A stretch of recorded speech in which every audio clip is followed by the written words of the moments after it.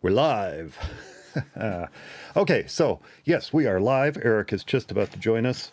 He connected up a moment ago, and camera wasn't working. Big surprise. Don't tell him I said that. Don't tell him I said that. Nah, go ahead and tell him I said that. That's all right.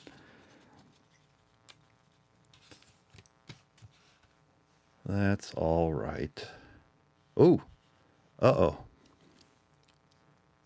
There we go. I must lock the scene.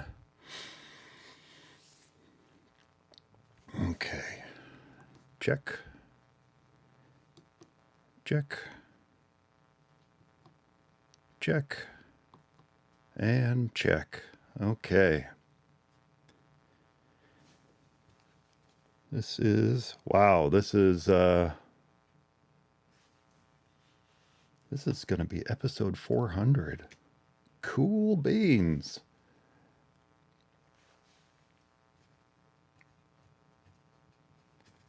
Told you guys about the notes I take. That's exactly what I'm doing right now. I always take note of the start time and the stop time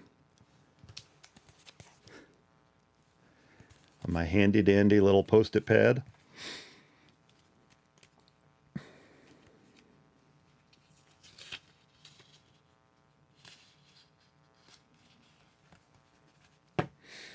I had to reboot just before we started. For whatever reason, the Stream Deck was not controlling the lights, which is very odd. I've never had that happen before. But a reboot took care of everything. So now I can turn them off. And that's why we have them on. Turn them on and make sure all the switching works too. So, by the way, I did not take a note. I told you last time I was going to take a note. I did not take a note to start recording, but the old noggin worked this time, and I actually started recording. All right. I don't know why we're still waiting on Eric. He said he was going to call right back.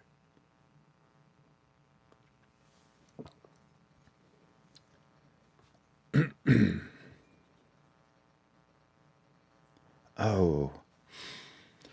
I've been getting this weird little bleep bleep sound, connection sound, every time I fired up Ecamm. I couldn't figure out what it was. It's the darn continuity camera kicking in. That's what it was.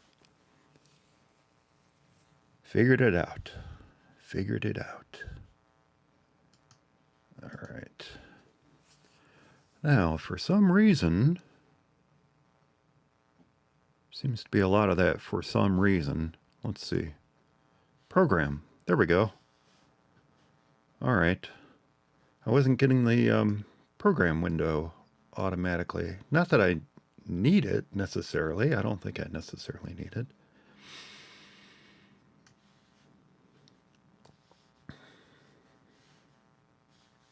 Where do I want it? Right there. Oh, if only you guys could see what I could see.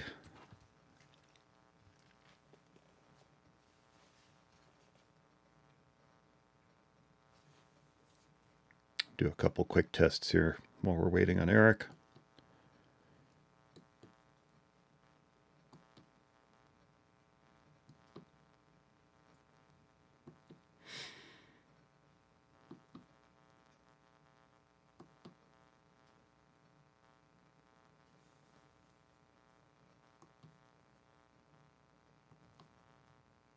Okay.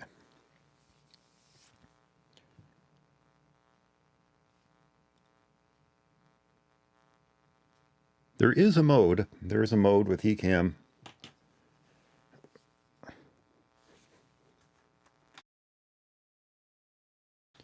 Excuse me.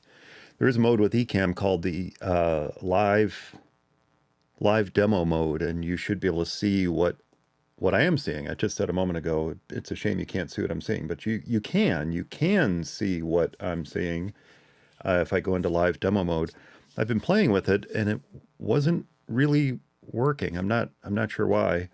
I could not get it to show my desktop. And I don't know if that's because I have all these scenes set up. I have a, for Mac OS only live streaming set of scenes that I've created in Ecamm Live that allow me to do things like show guest 2 or switch to guest 1, which is Eric. Looks like I got to do a little adjusting on guest 2 there. So these are the different scenes I have set up in here, including a screen share scene.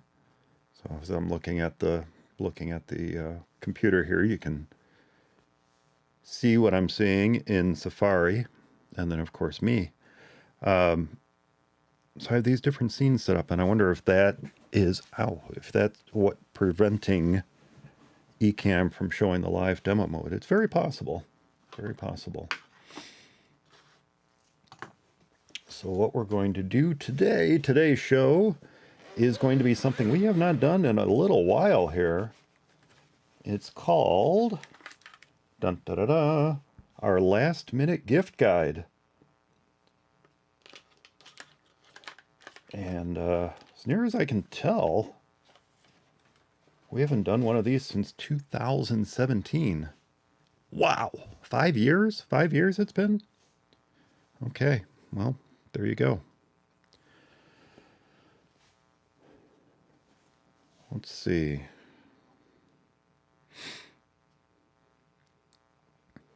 No text from Eric.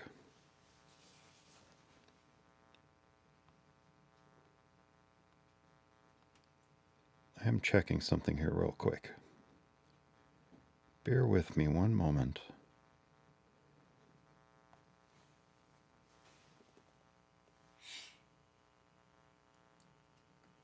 No text from Eric.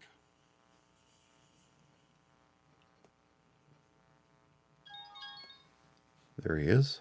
I'm checking something here real quick. All right. Check complete. All right. Let me bring Eric in. Guest 1. Hang on.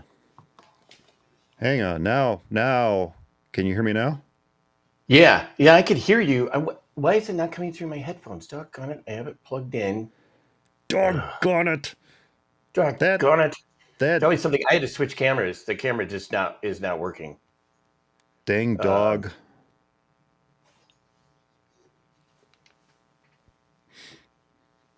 You are enhancing my vamping skills, Eric. That's good to know. I'm glad I am enhancing your vamping skills. I hope when folks realize that I guess I could move the program window here somewhere so that it does kind of look like I'm looking at you. Yeah, hey, that works. Well, that works. Yeah. I've tried to do that. It's not very easy. So every once in a while I just look at the camera trying to be, whatever. Okay, why? All right. Yeah, but you forget, I'm fancy on this end. I've got the full Ecamm Live going. You've just got the interview mode. Yeah, that's right. I don't have all the control. Yeah, that's true. So I'm fancy pants. You're very fancy. Pants. Pants. Fancy pants. Fancy pants. Do you ever hear that Jonathan Coulton song, Fancy Pants? No, I don't think so. Oh, no, Jonathan Coulton. Yes, I did. Yeah. Yes, I have. Yes, his song of the week. Yeah. For Thing of the week. Let's see. I think I have at least 4 or 5 volumes of his song. Was it called Song of the Week? Thing of the Week. Thing of the Week. I think. Thing of the Week. Thing of the Week. Yeah. Yeah. Oh yeah. No, they're awesome. Jonathan Coulton is awesome. Yeah. He is. That was a good song. There's a lot of good ones. Why can I not? All right. Gosh, you know what? That was a long time ago. Is you coming through the speaker? It's not bothering you at all? Because you're just coming through the MacBook speaker. I don't think. No. I'm not getting any feedback. Yeah, go ahead and talk for a second. Okay. Testing 1, 2, 3. Why can I not find my output for my headphones. I have it plugged into my, what you call it? Is it not sounding good? No, I'm not getting any warnings or anything about. Okay. Any terrible feedback or any? No. Okay. Yeah, I don't. You know what? I had this all set up and ready to go, and then the camera didn't work, and it was working because I tried it out, and well, I got myself. I logged into a new account. I mean, I created a new account, logged in. You know what I didn't do though is I didn't log off my old, or not my old, but my current. Remember? I question if that's going to make a difference, quite honestly, because if there is something installed on your Mac that's causing issues with the connection, I would think it would be a system-wide type app, not an individual user app. Really? Wouldn't Okay. you? I mean, Well, something like a yeah. third-party firewall or, Right. Well, something like that's what that I is was going to thinking. be installed at a system level, not at a user level. Yeah, that's true. I was thinking that because I do have a bunch of crap running in the background, and it's there's a lot less running now, and so I was thinking that maybe um, if I create a new account, logged into that, logged out of my old one, that whatever was running. But you're right. There probably could be some system. Well, I think although I did, I'm just gonna have to. We'd have to almost go through and just check each one because uh, there's really no way to know. I mean, it's so weird. Actually, so I'm clicking out of. Okay, where the heck is now there? I'm just going to click on a different app. I don't have any other apps open. I'm just going to click on a different app. Okay, now I'm in Safari, and everything is okay. No one's. You're not stopping and freezing and all that stuff. So that's good. You're not stopping and freezing at all. How many fingers am I holding up? I think you should use those hand signals. Walk like an Egyptian. Yeah. Okay. What was I thinking of? Okay, well, this is good then. We might be, this might actually work all the way through. It might work all the way through. That would be amazing. I did a little zoom and pan on your image there to I did see that. fill the screen. Yeah. Yeah. Yeah, because this monitor is further away from me on my desk. It's my secondary monitor. It's not the primary, and it has a built-in webcam that normally is closed. And actually, it's weird because the webcam will tilt this way and then sync right into the monitor when you're not using it. Oh. I mean, you have to manually push it in there. So most of the time, it's always just staring at the ceiling if it ever comes on. And so anyway, I had to change it. Excellent. But there's really no way to adjust it more.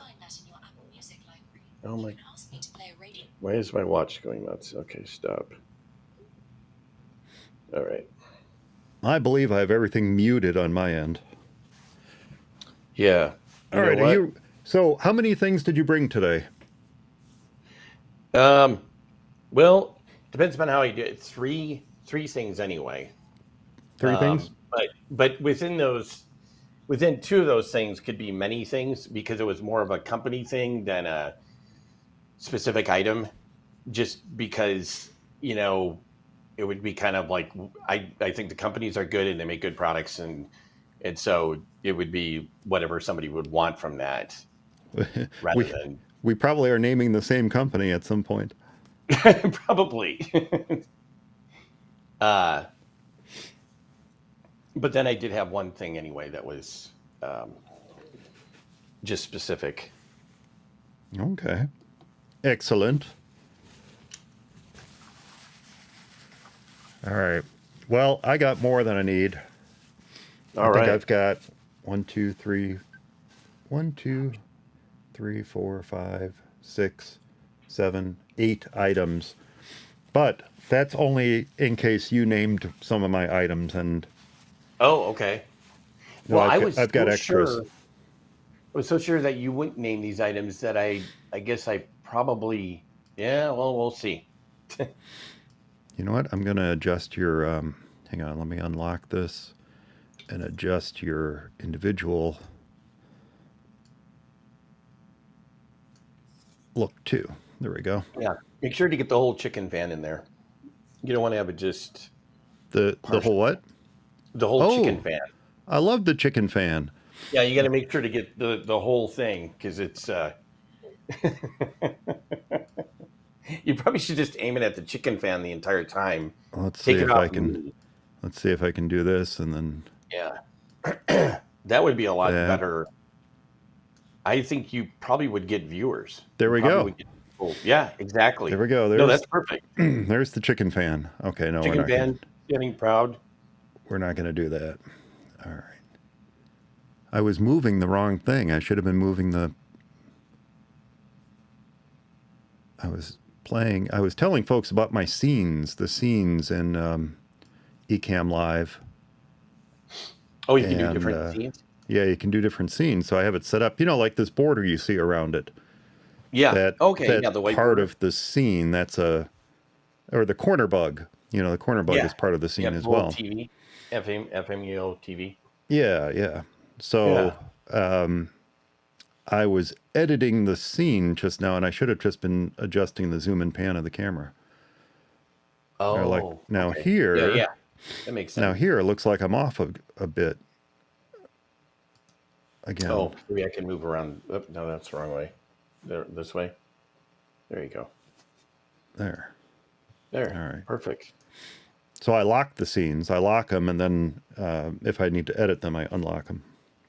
One of these times, I'm going to actually get either camo or continuity camera going, and because I've tried out the continuity camera and the iPhone, and I know camo's the same thing, but the iPhone has a much better picture than my webcams are, and I think the thing is just having it being able to mount it to put it on something that it'll just stay there and be at that same level as the webcam. So that's the one thing that I've looked around and I haven't really seen. There's a couple things that are coming out. The one thing that Apple demonstrated when they showed off Ventura was from Belkin, and apparently that's still not released yet. The last time I looked, anyway, which was a couple of weeks ago. But the plastic holder thingy. Yeah. Yeah. Yeah. I figure it's just let's see if I have one here. I guess I don't. Like just one of those standard iPhone clamp things, so you can clamp down on the phone and then stick it on a tripod. That should work. Oh, yeah, that would work too, wouldn't it? I thought I had one here, but I guess I don't. Yeah, I think I might have something too that I could use. Yeah, I guess I don't. Well, that's neither here nor there. All right. Well, what do you think? I think good I'm ready. So far. Yeah. Sorry about the late call-in, but yeah, I think I'm good. I think I'm all. All right. Well, so the trickiest part, of course, in my ever longer delay before the start of the show is coming up with a title. I didn't realize how many different variations of holiday and Christmas Carol titles I've used throughout the years. Wow. And I needed one, so I came up with one. I don't know if it's going to be any good, but I've used variations of Frosty, Rudolph. Yeah, I think I remember Rudolph. I don't remember all the ones I used, but I went through them yesterday. I'm like, oh, okay, I used that. All the ones I was thinking I would use, nope, I used them before. So yes, I came up with one. Remember? Will people remember? Well, they will now that we've just told them all live. Yeah, to set this off right, I'll wear the light. So we've got the really. I know where you got those. Where did I get him? At Disneyland. Yeah. Actually, how do you shut these dumb things off? Okay, there we go. Yeah. I think you need to keep them on. Wait, you're taking them off. You got to keep them on. I know. Yeah.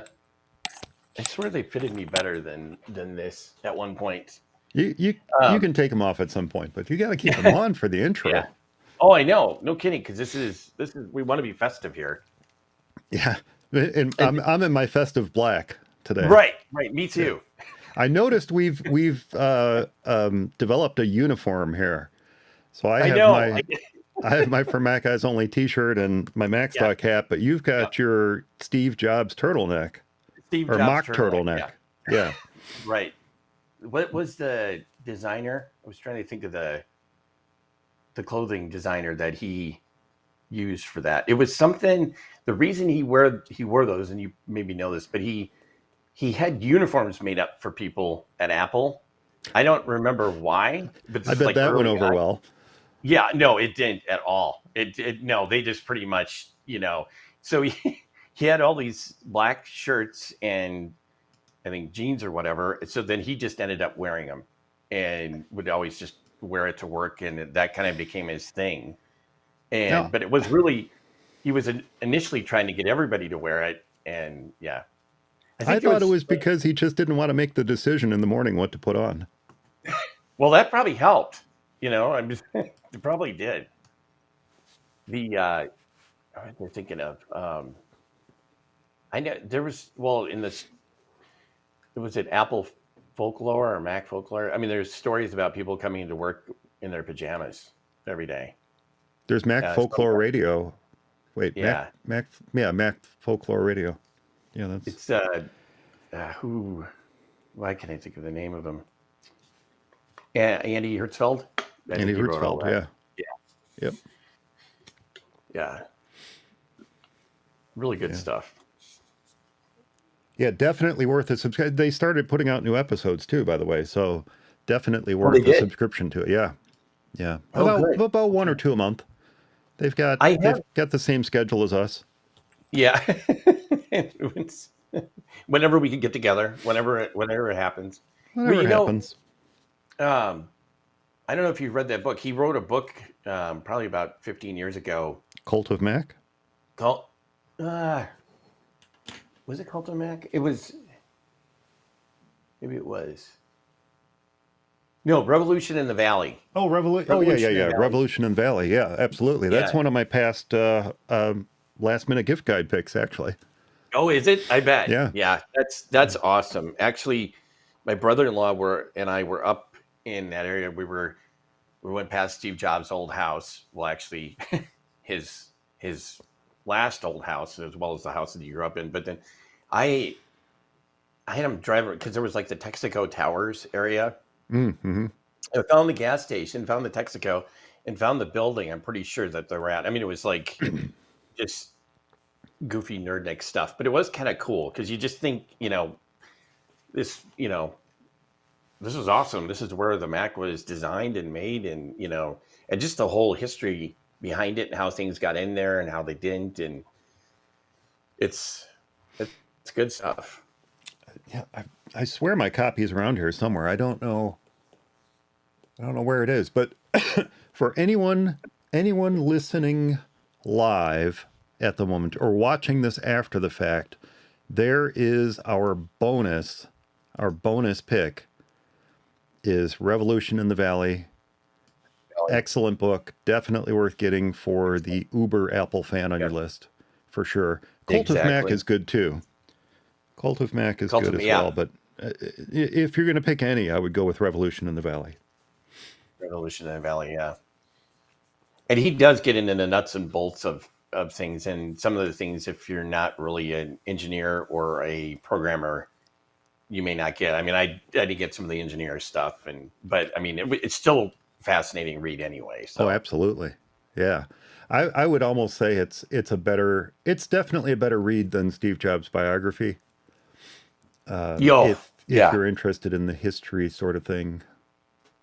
Yep. The history of Apple and how things came about, it was really about, if I if I'm not incorrect here, I believe I'm right in saying Revolution in the Valley was really about, it didn't have anything to do with the Apple II. It had to do about the creation and evolution of what became the Macintosh. Yes. Yep. And in fact, I think he does start earlier with Jeff Raskin because it was his project, and he named it after his favorite apple.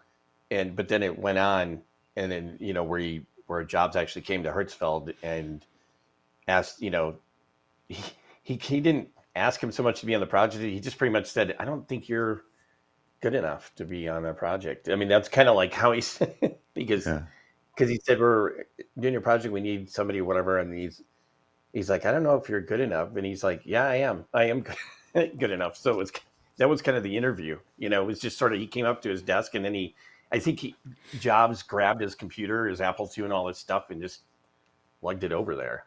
It was, yeah, that'd be interesting. Well, far better to grab an Apple computer and carry it across the room to the new office than a kitchen sink. Exactly. That's right. Anyone who understands that reference, I don't need to get any further into it. Yeah. A bathroom sink. It wasn't a kitchen sink, a bathroom sink. It was a bathroom sink, yep. Yeah. All right. Let's get going. Here.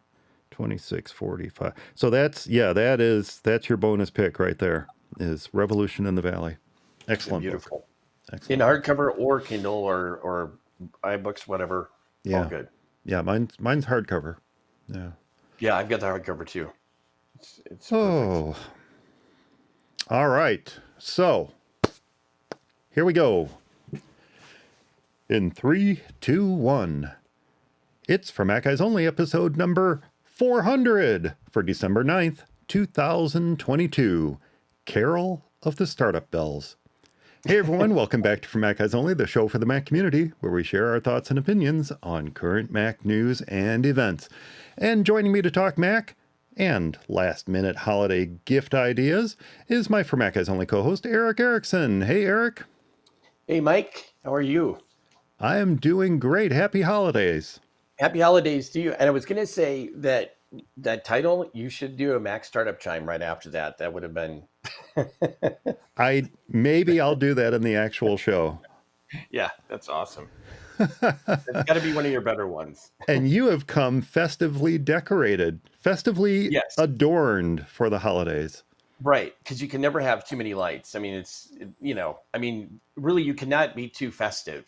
And, there's cars, people put I don't know if they do it where you live, antlers. But they have the antlers and the Rudolph's red nose on the front. And yeah, so I think I don't have that, but I've got this. So it's and we should point out, it lights up. It does light up, yeah. In fact, actually, the little button, I think the coin cell battery might be going dead a little bit, but yeah. There you go. Look at that. There's several different modes. So this is probably the one that'll get everybody sick. And this is more of that's more of a gentle. I think, like I said, I think the batteries are, even though I hardly ever run it, and I'm assuming that it's got a coin cell battery back there someplace. And, it's just kind of when it's starting to deteriorate over time. Either that or it's, nuclear powered, one of the two. Well, if you run it too much, we're going to have to put one of those flashing lights warnings at the beginning of the show. Right. Right. Exactly. Well, I'm also going to be keeping an eye on the chat room too. So if you are joining us live and have questions or comments as we move along, be sure to preface it with a Q or the word question, and we'll try to address it. Well, Eric, it is time once again for procrastinators like me. I'm not going to speak for you. Procrastinators like me to start thinking about the holidays. Yes, I know the winter holidays seem to follow us everywhere as we go from October through December, but even still, with all that warning and hoopla, I still do my shopping at the last minute. And as we are all Mac fans, no doubt living in Mac using families, except weird Uncle Timmy, who sits in the corner at our holiday gatherings, muttering to himself about Windows 11 and how much better Android is. And, oh yeah, gaming. Yeah. Well, that notable exception aside, that means if you're a last minute shopper like I am, well, we've probably got a few other Apple users in our lives to buy for, and that's what this episode is all about.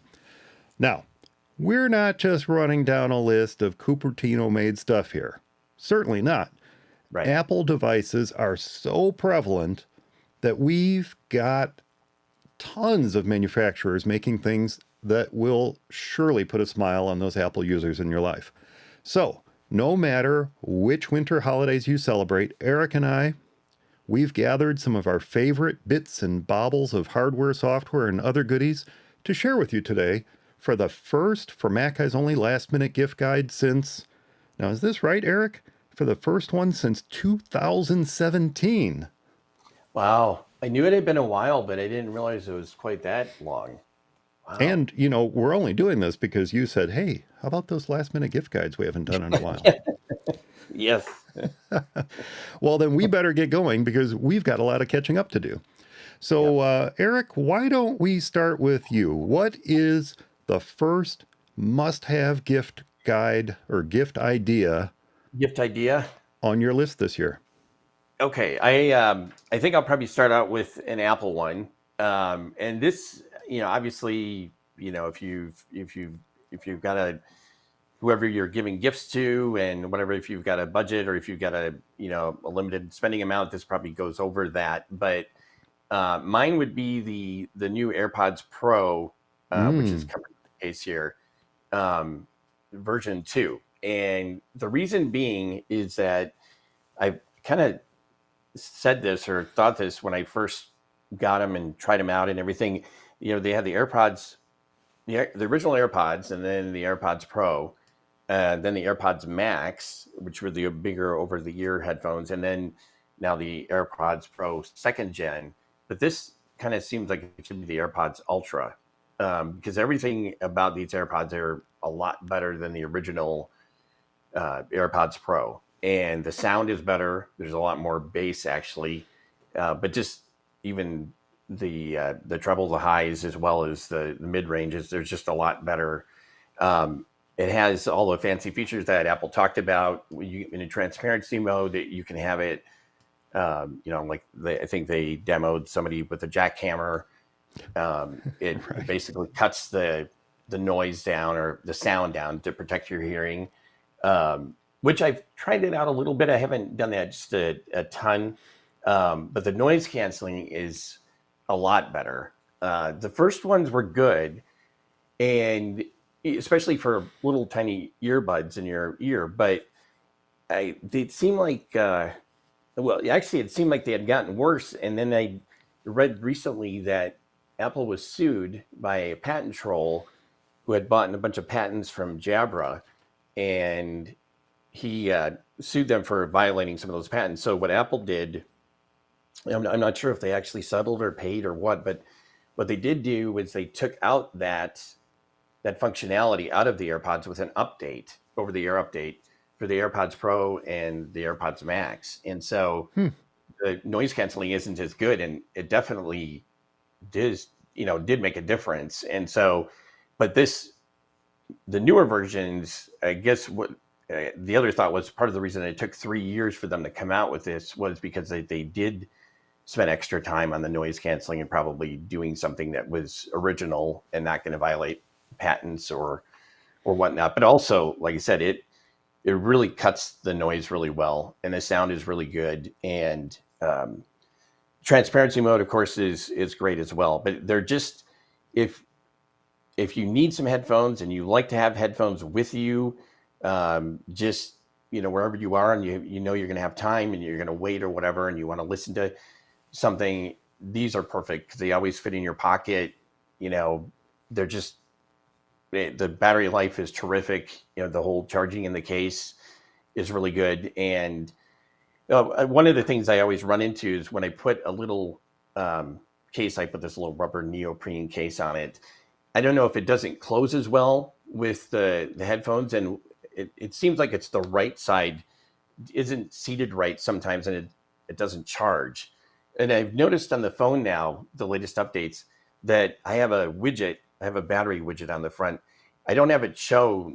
I usually use the calendar widget the most, but it'll actually pop up and show that one of the uh, like the right AirPod Pro bud is not charging, or Hmm. that something. It took me a little bit to understand that, but then I'm like, oh yeah, this thing is not charging, and so it's kind of slick. But that definitely has to be my first pick. I think as far as any deals on them right now, I know Amazon had them shortly after they were released. I think you could get them for about $200, but otherwise they're 249, 250. But they're definitely worth it. For just good solid headphones. Well, they were $200 or as recent as last weekend, actually. Oh, okay. Okay. I've Oh, wow. been watching them myself. Now, we actually purchased the original AirPods Pro version 1 for my wife for her birthday in October. Okay. And we knew that the version 2 were coming. But from everything I'd read, version 1 was still pretty darn good, and we decided to go Oh, with yeah. them because the price on them was amazing. It was like $149 we got them Oh, for brand yeah. new. And so we decided to go ahead and get them as a gift for her. But I've been watching the AirPods Pro 2, and yeah, right now on Amazon, they're $229. So right off the bat, Wow. it seems as if they're regularly selling for $20 off retail. Retail. And for Black Friday, Cyber Monday, they were $199, and this last weekend they were $199. I came Wow. this close to pulling the trigger on them, You but should have. yeah, maybe, Yeah, I maybe. know. It's I only just, money. Right. it's one of those things. It's kind of like the Apple Pencil. I bought it right away, and I think I've used it maybe 5 times ever since I got it. I just, and I'm worried that, I don't listen to a lot of music. I don't listen to a lot of podcasts any longer and I certainly have never done it on my phone. So Yeah. where I would use them the most is at my computer and at my desktop, I should say. And there I just let stuff play through the speakers. So Right. I don't know how much I would actually use them. So that's been my hesitancy on them. Yeah. And in your household, yeah, we our household gets a little busy sometimes, and we have people watching TV and people with different hearing levels watching TV. And so sometimes I can get pretty loud. So sometimes Yeah. I put them in, even with the thought of, I don't know what I'm going to listen to, if anything, but I just want to block this out or whatever, somebody's carrying on a conversation on the phone. And so they're just nice that way too. But yeah, no, I know if you don't want to get like the Apple Pencil, like, I totally hear you because I have the same thing, and I love the Apple Pencil, and I've Hmm. got the second gen Apple Pencil. The only thing is, I can't draw. I mean, I'm not an artist at all. So, I think one of the reasons I gravitated to the computer so young is because my handwriting stunk. So I'm just not, even though it's a great thing in the hands of the right person, it's not me. Yeah, and that's the thing. The Apple Pencil is an amazing device. I've used all manner of stylus Yeah. going, way back, all different kinds of stylus. In fact, I have a little pocket Windows computer sitting up on this ledge up here that had a stylus. And I've used all kinds, but the Apple Pencil is just amazing. It does truly feel like you are holding a pencil or a pen or a marker in your hands, Yeah. and the precision that it allows someone who has the skills to utilize it is amazing. I just Right. Right. did not end up using it like I thought I would. But Yeah. now that we've got these new tools coming from Apple, I believe there's a Sketchnotes like app coming from them, and there certainly have been plenty of third-party apps. Perhaps Yeah. I'll use it more, but the biggest interactions I have with the Apple Pencil personally are, oh, I haven't charged it for a while, time to recharge it. That's Yeah. that's So, my interaction with the Apple Pencil. yeah. But the AirPods Pro is a fantastic choice, and I think what a lot of folks forget is that it has amazing transparency features. Yeah. Even folks, if I understand, I'm not saying that this is what you should do, but I understand that some folks are even using them to kind of help hear some of the quieter dialogue from movies and Yeah. TV shows and stuff that they Yeah. might be having a little trouble with as they get older. Right. Short of going to hearing aids, they're Hearing using aids. things Right. like the AirPods Pro to pick up the quieter sounds that other family members aren't having a problem with. Yeah. Or if you have a lot of background noise too. A lot of background Yeah. noise often Yeah. is the core of the issue when it comes to not being able to hear that dialogue. Right. So yeah, Right. the AirPods Pro are fantastic. Well, I'm going to go ahead and skip ahead to my, I don't know what it is. I think it was my third or fourth choice, but I'm going to go ahead and skip ahead because it's somewhat related to yours. So we're going to just kind of to merge these two together. As I said, we picked up the AirPods Pro for my wife in October, but then we decided that my daughter wanted something like that as well, but she didn't want earbuds. She doesn't like earbuds. She wanted something that goes over the ear. Oh, She okay. wanted Yep. something that sealed out the outside sounds as best as they Right. could, Yep. and also wanted good sound and wireless is what she wanted. Yeah. But also the flexibility to plug it into something like her Switch when she's not listening to music or watching videos on her phone. So I did a lot of research, and the AirPods Max were certainly not within our budget. Right. But the Yeah. one that kept coming up as an excellent choice time and time again, and it's proven to be an excellent choice, are from Anker. And it Yeah. is their Soundcore, the Soundcore Space Q45s is what we ended up with. And Okay. they're Bluetooth headphones. They have transparency, and they have the top of the line active noise cancellation in the line of the Soundcore line of headphones from Anker. In fact, they call this adaptive active noise cancellation. Right. So it'll be Yep. constantly listening to what's going on around you and adapting that noise cancellation to better filter out those outside sounds. And so far, they're proving to live up to their promises. And one of the things that really attracted us to them is the battery life. These have a 50-hour Oh playtime my on them, gosh. which is just Wow. amazing. And for a short, it's kind of like, the Apple Mouse. You can plug it in for just 10 minutes and get several Yeah. hours of Yep. uh, mouse time. Use. Yeah. Well, you can do the same thing with these. They have a fast charging mode, so you can plug them in for just 10 minutes, 30 minutes, something like that, and get several hours of runtime out of them if you just need a Wow. quick charge on the go. Yeah. The one nice thing about these is that one, the price. They're $150, Wow. which is That's a a really good phenomenal deal. price. Now they have Yeah. several different models. They have the Q35s, they have the Q30s, they have all these different models. I believe the Q35s are around $100, something like that. And even right now on Amazon, these Soundcores are, let's see if I can show this here. Oh, They're 149. $149.99, and then they have a $20 coupon on them. So Wow. $129, which is actually what we paid for them. Wow. So they're really, uh, really a great set of headphones considering the price you pay for them. As tempting as the AirPods Max are, I really Yeah. think for our needs, for our purposes, this is this is and was the best choice.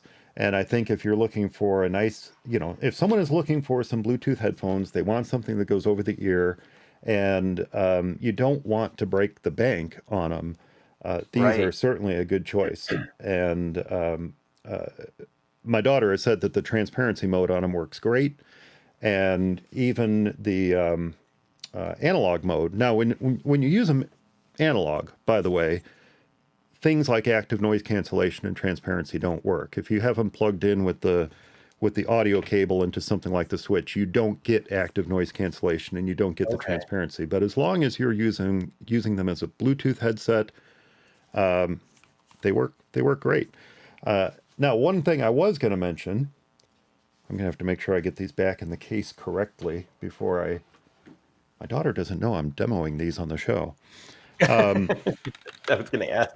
They come with a nice hard-sided case.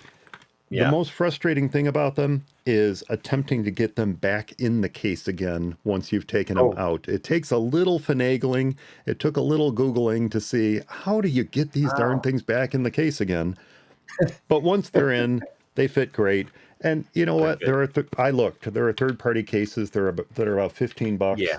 And you don't have to do as many origami-like moves to get the headphones into them. So I think they're a great choice. She's really enjoyed them. We've taken them on a long trip, and they've worked great for her, and she hasn't recharged them once. Wow. So, Anker makes really good stuff. I mean, they have been making really good stuff for a long time. I discovered them way back. I don't know. Like I think I got a little plug, like a little recharging plug. It had two USB instead of one, and and I was like, oh my gosh, this is really good. And it just kind of went from there. So I hadn't really looked into their headphones, but that is a really cool deal. And I'm kind of like her. I kind of prefer the over-the-ear ones. Mm-hmm. And actually, the AirPods Pro were the first ones that I really got that were just earbud, and just went within it. And they did hurt my ears for a little while before I kind of got used to them. But I've kind of been the same thought, seal out that noise and then first. And I think it does do a better job over the ear than even in the ear. I know they do make some good, if you get some custom fit earbuds, yeah, those are going to probably block out a lot of noise passively, but those are expensive too. So, but with the over the ear and then the noise canceling on top, it makes a big difference. So yeah. And the active noise or the active or adaptive, that is a big deal, because I've been using noise canceling and headphones since Bose's probably second gen, their QC2s or whatever. And of course, noise canceling is subjective and it's really hard to demonstrate, but it's gotten so much better from then to what it is now. I mean, it used to be noise canceling was great for, blocking out like kind of a drone, like a lawnmower or fan or jet engine or whatever, but like intermittent noises like talking, not so much. But now it's gotten even really good with talking, where it just blocks stuff. So that's great. I guess I should probably mention the build quality, since you mentioned lawn mowing and things like that. It's interesting that you mentioned lawn mowing, because one of the reviews on Amazon is from someone who mows lawns and was looking for something to block out the sound, and said that these did a great job. And certainly we watched plenty of YouTube videos comparing these to Sony's and to Plantronics and to all the different, or not Plantronics, but all the different brands. Sony, and Bose and even Apple. And God, the Apple AirPods Max were on sale last weekend too for $450. Oh wow, $450, which is a great price for those. But again, it's kind of hard to justify that kind of spend if you're not purely an audiophile, if you don't necessarily need some of the features that are unique to Apple, like the sharing feature and things like that. But I did look it up, by the way. So with the adaptive active noise cancellation off, these will give you 65 hours of runtime, and with it on, you get the 50 hours. And the fast charging, I was way off. 5 minutes of charging will give you 4 hours of playtime. Oh my gosh. So that's insane. Pretty amazing. These are Bluetooth 5.3. The other models are Bluetooth 5. Of course, all over the place. They have the mic built in. and Yeah. you can use them for taking phone calls and all that kind of stuff. But The they, 5.3, I think, is supposed to be better on energy too, a lot lower. yeah, yeah. Oh, yeah. Well, And, and that shows if you look at the Q35s, the one model down, they have 40 hours of runtime with active noise cancellation on. So there is clearly a difference there. Some folks have said that these are less bassy than the Q35s, that the Q35s are a little bit more bassy than those. And quite honestly, I might prefer that, although I know some folks say that they prefer it to be less bassy. So yeah, we'll put a link to them in the show notes along with the AirPods Pro. I think the AirPods Pro 2 are also a phenomenal choice if you don't want the whole over the head type thing. right, But right. since that's Yep. what we were looking for specifically, this is what we went with, and so far, it's been a couple months, but so far they've been living up to their promise. So Oh, that's great. yeah, No, that's really good. all right. Well, that's our first picks, Eric. What is your second pick for us today? My second pick is okay, and so this is kind of I had mentioned this earlier, and I'm just gonna see if I can bring it up too. Um, it's kind of almost a company pick as well as products, just because they sell a bunch of different products, and I'm not really sure, what people could use or not use. But I can show you what I've got, and so the company name is Moft. It's Hmm. Moft, and I think it's Mobile Office, and I'm not sure what the FT stands for, but anyway, um, I found on my Kickstarter a number, probably 3 years back now, selling or they were making I just got to grab it, uh, something that was basically a laptop sleeve, but that also you could use it as a stand, after you pulled your laptop out. And so Ah, this is the Moft, and I'm trying to think of the name, but it's essentially a sleeve stand, and then so you carry your laptop in here, and it'll hold up to a 16-inch laptop, and it does. I've got of course, the M1 Max 16-inch MacBook Pro, and it holds that just fine. It bulges out a little bit, even though it's pretty thin. But then once you take it out, you can fold this sleeve in there. There's a couple different heights. There's actually, I think there's two. So then it essentially will sit like a stand. So I don't know if ah. it's probably hard to see, but Give you um, a little angle to the keyboard then. right, Yeah, exactly. nice. And then Nice. there's actually another um, thing which gives you quite a bit more angle. Um, so again, you can balance. You can basically put the back of the laptop up here, and then it sits at quite an angle. And it's even got like a little kind of tucked in. I'm not sure what you call it. A little flap here that will stop the laptop from sliding off if at that angle. And it works really, really well. I mean, it's just a terrific little case and stand. And Hmm. so that was the first thing that I had got from them, and then they had been kind of expanding their options. So now they make cases for phones. I think they make a battery pack. They make all kinds of like little stands, and they've got. In fact, I've also spent some money there as well, and I'm not sure where I put it, but one of the things I have is an iPad. Where did I put that? But I have the Magic Keyboard for the iPad Pro, and which I love. And at least there's one other keyboard case that is made by Logitech that is kind of a competitor to Apple's, and it's cheaper. And I don't like it as much. I also have that as well. And one of the reasons is because with the iPad, you can. Here it is. Okay.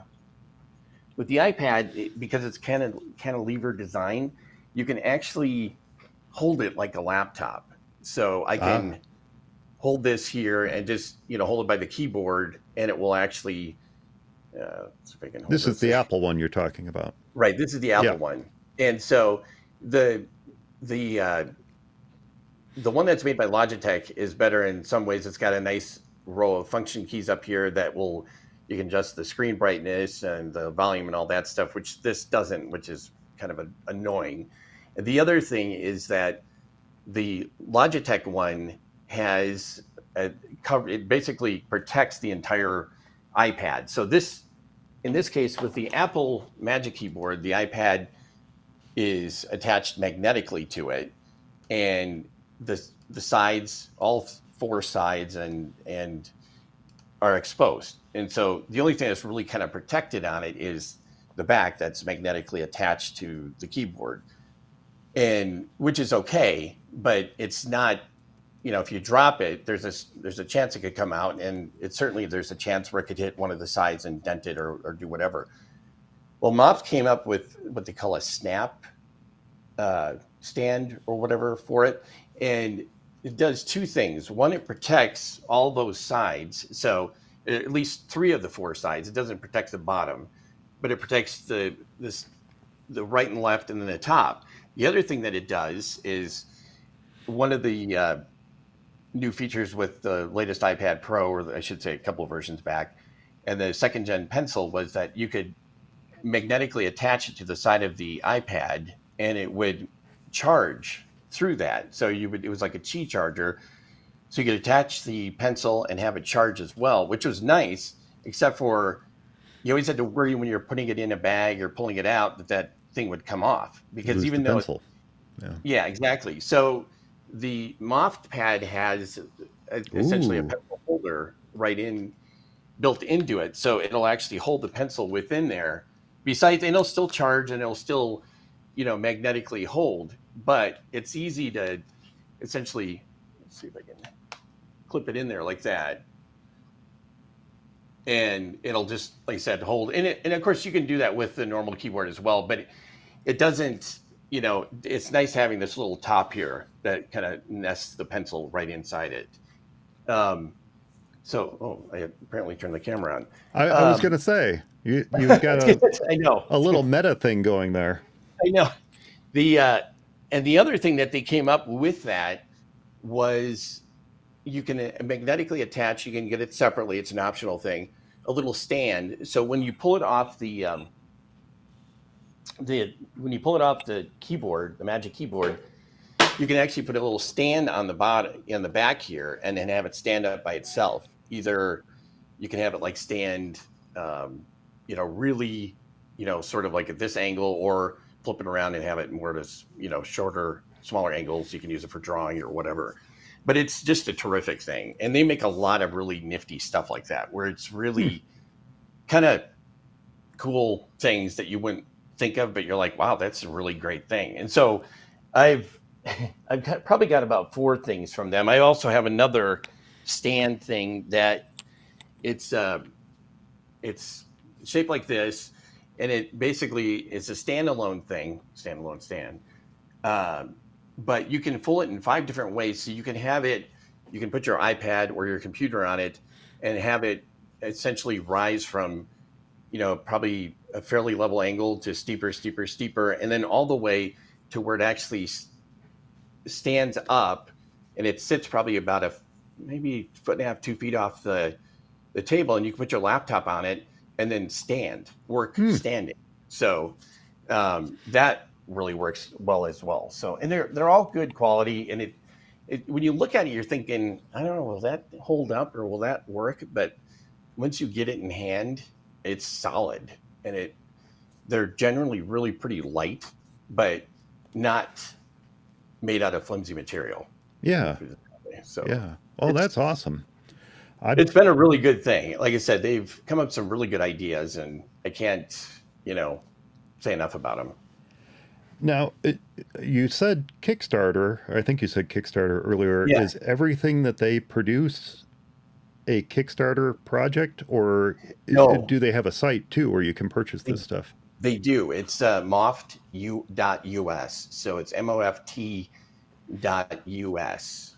Okay. And I think as far as I know, they probably did a few other Kickstarters, but it was just that first thing that I showed, the sleeve and the sleeve stand thing, was the only one that I've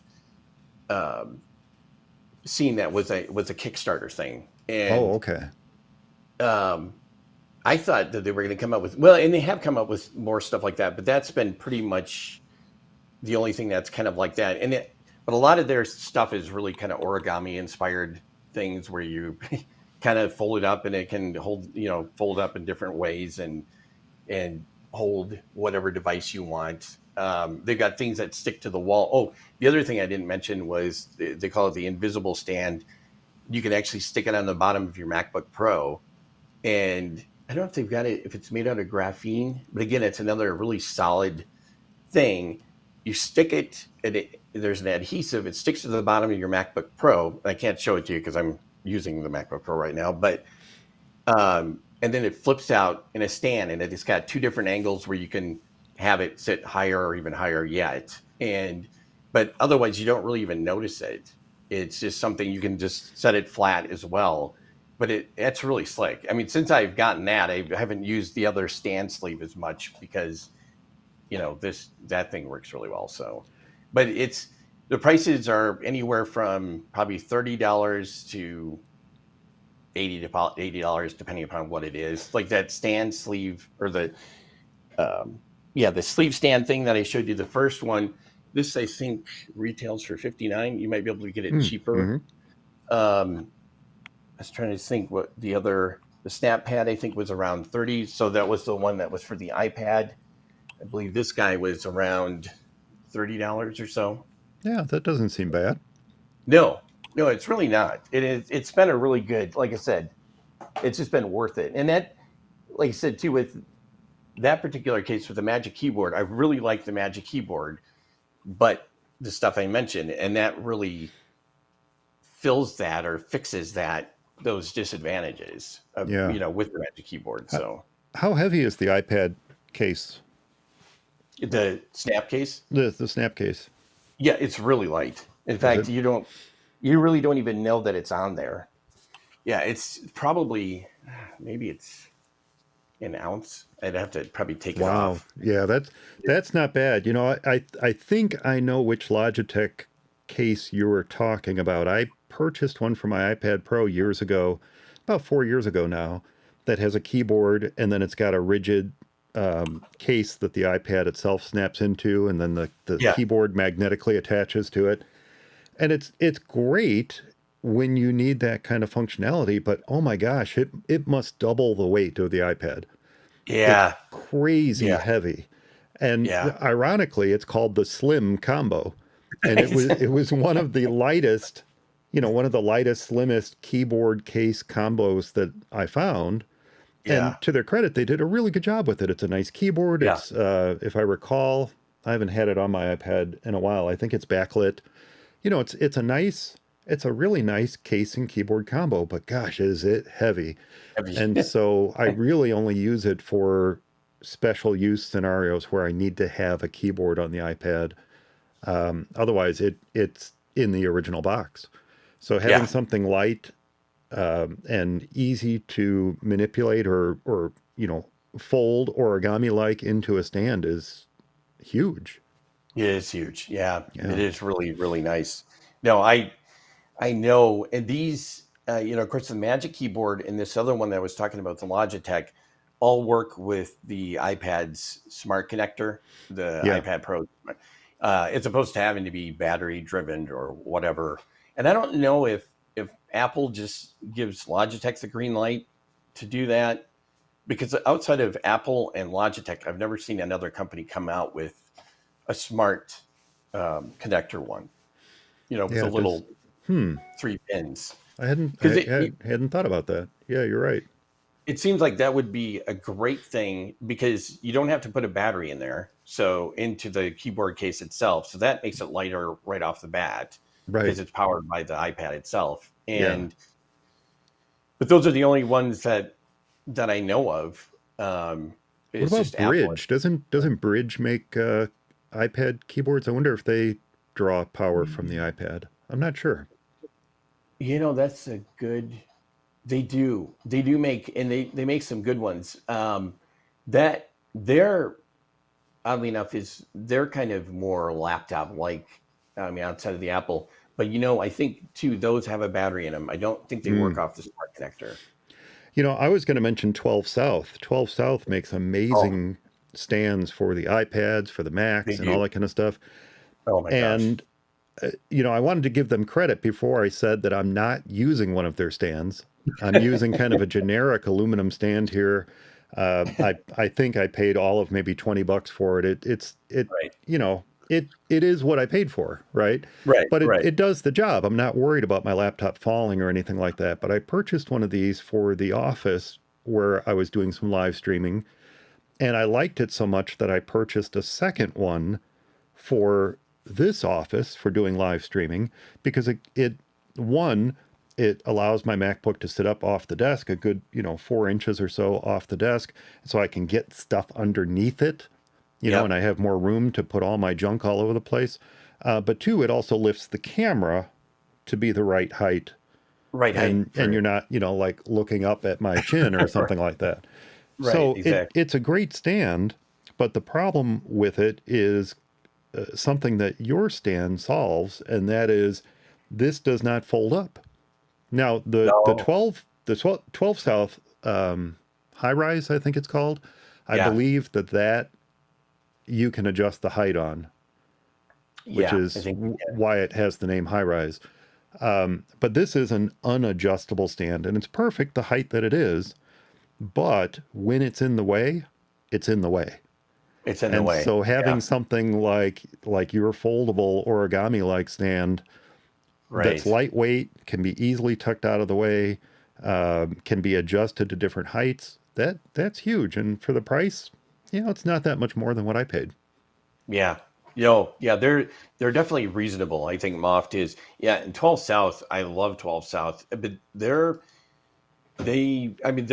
great stuff. And I don't know, I don't think it's made here, but it's definitely it costs.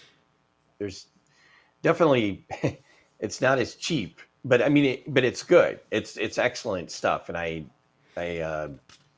totally recommend them as well.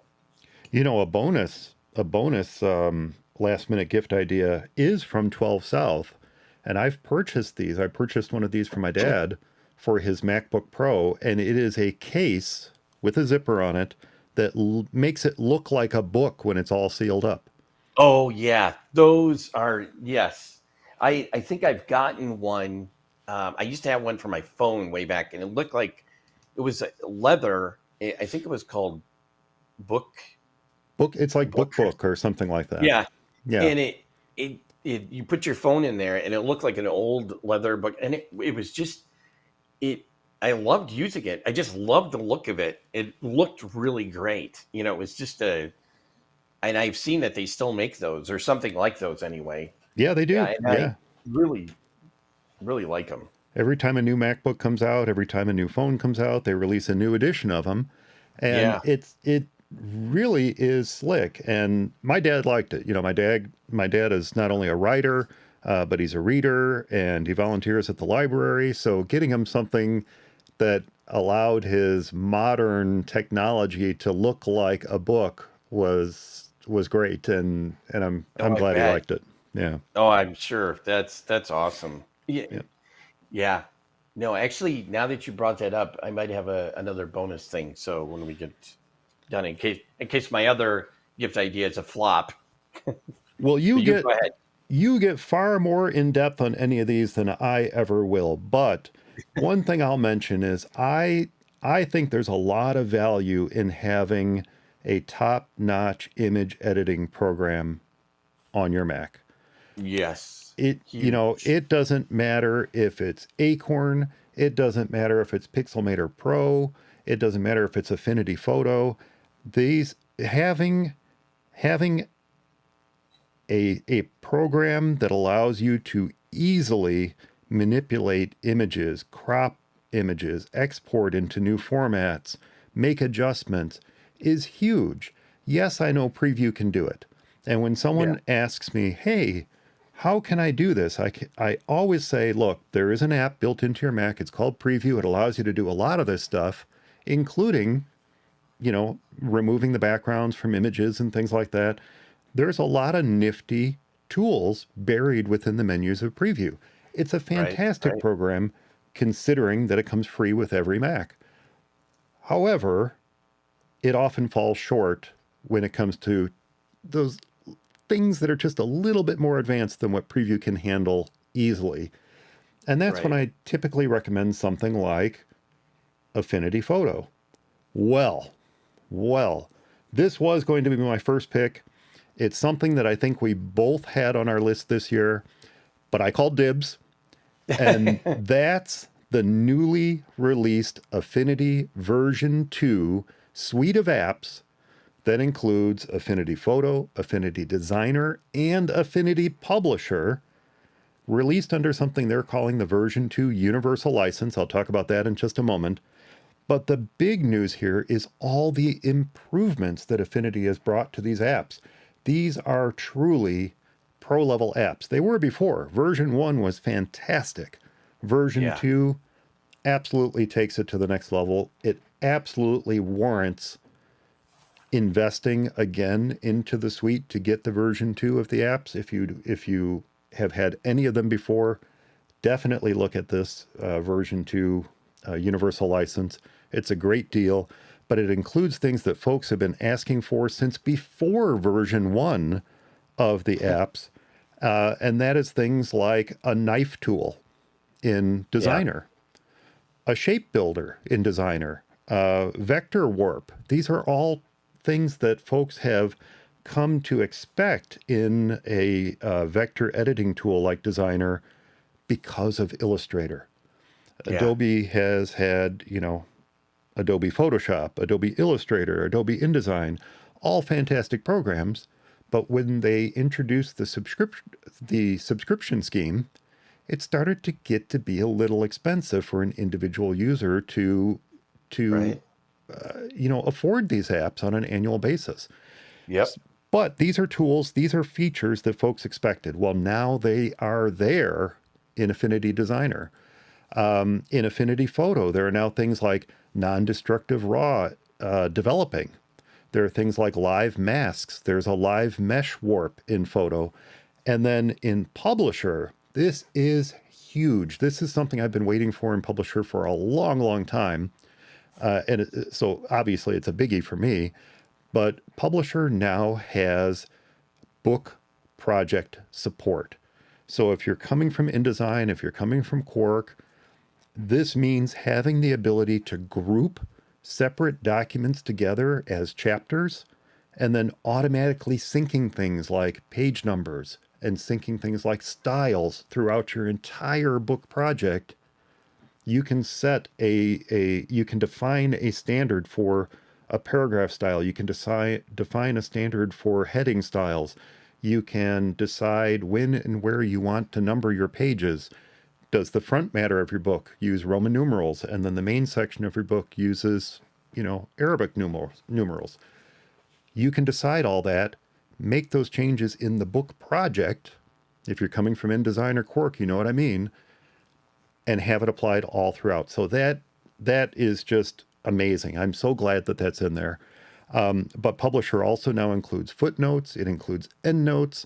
And it has a nifty style picker tool. So if you have a layout you've built and you've got a style applied to, let's say, an image or to I was going to say well, it could be an image, borders and shadows and things like that.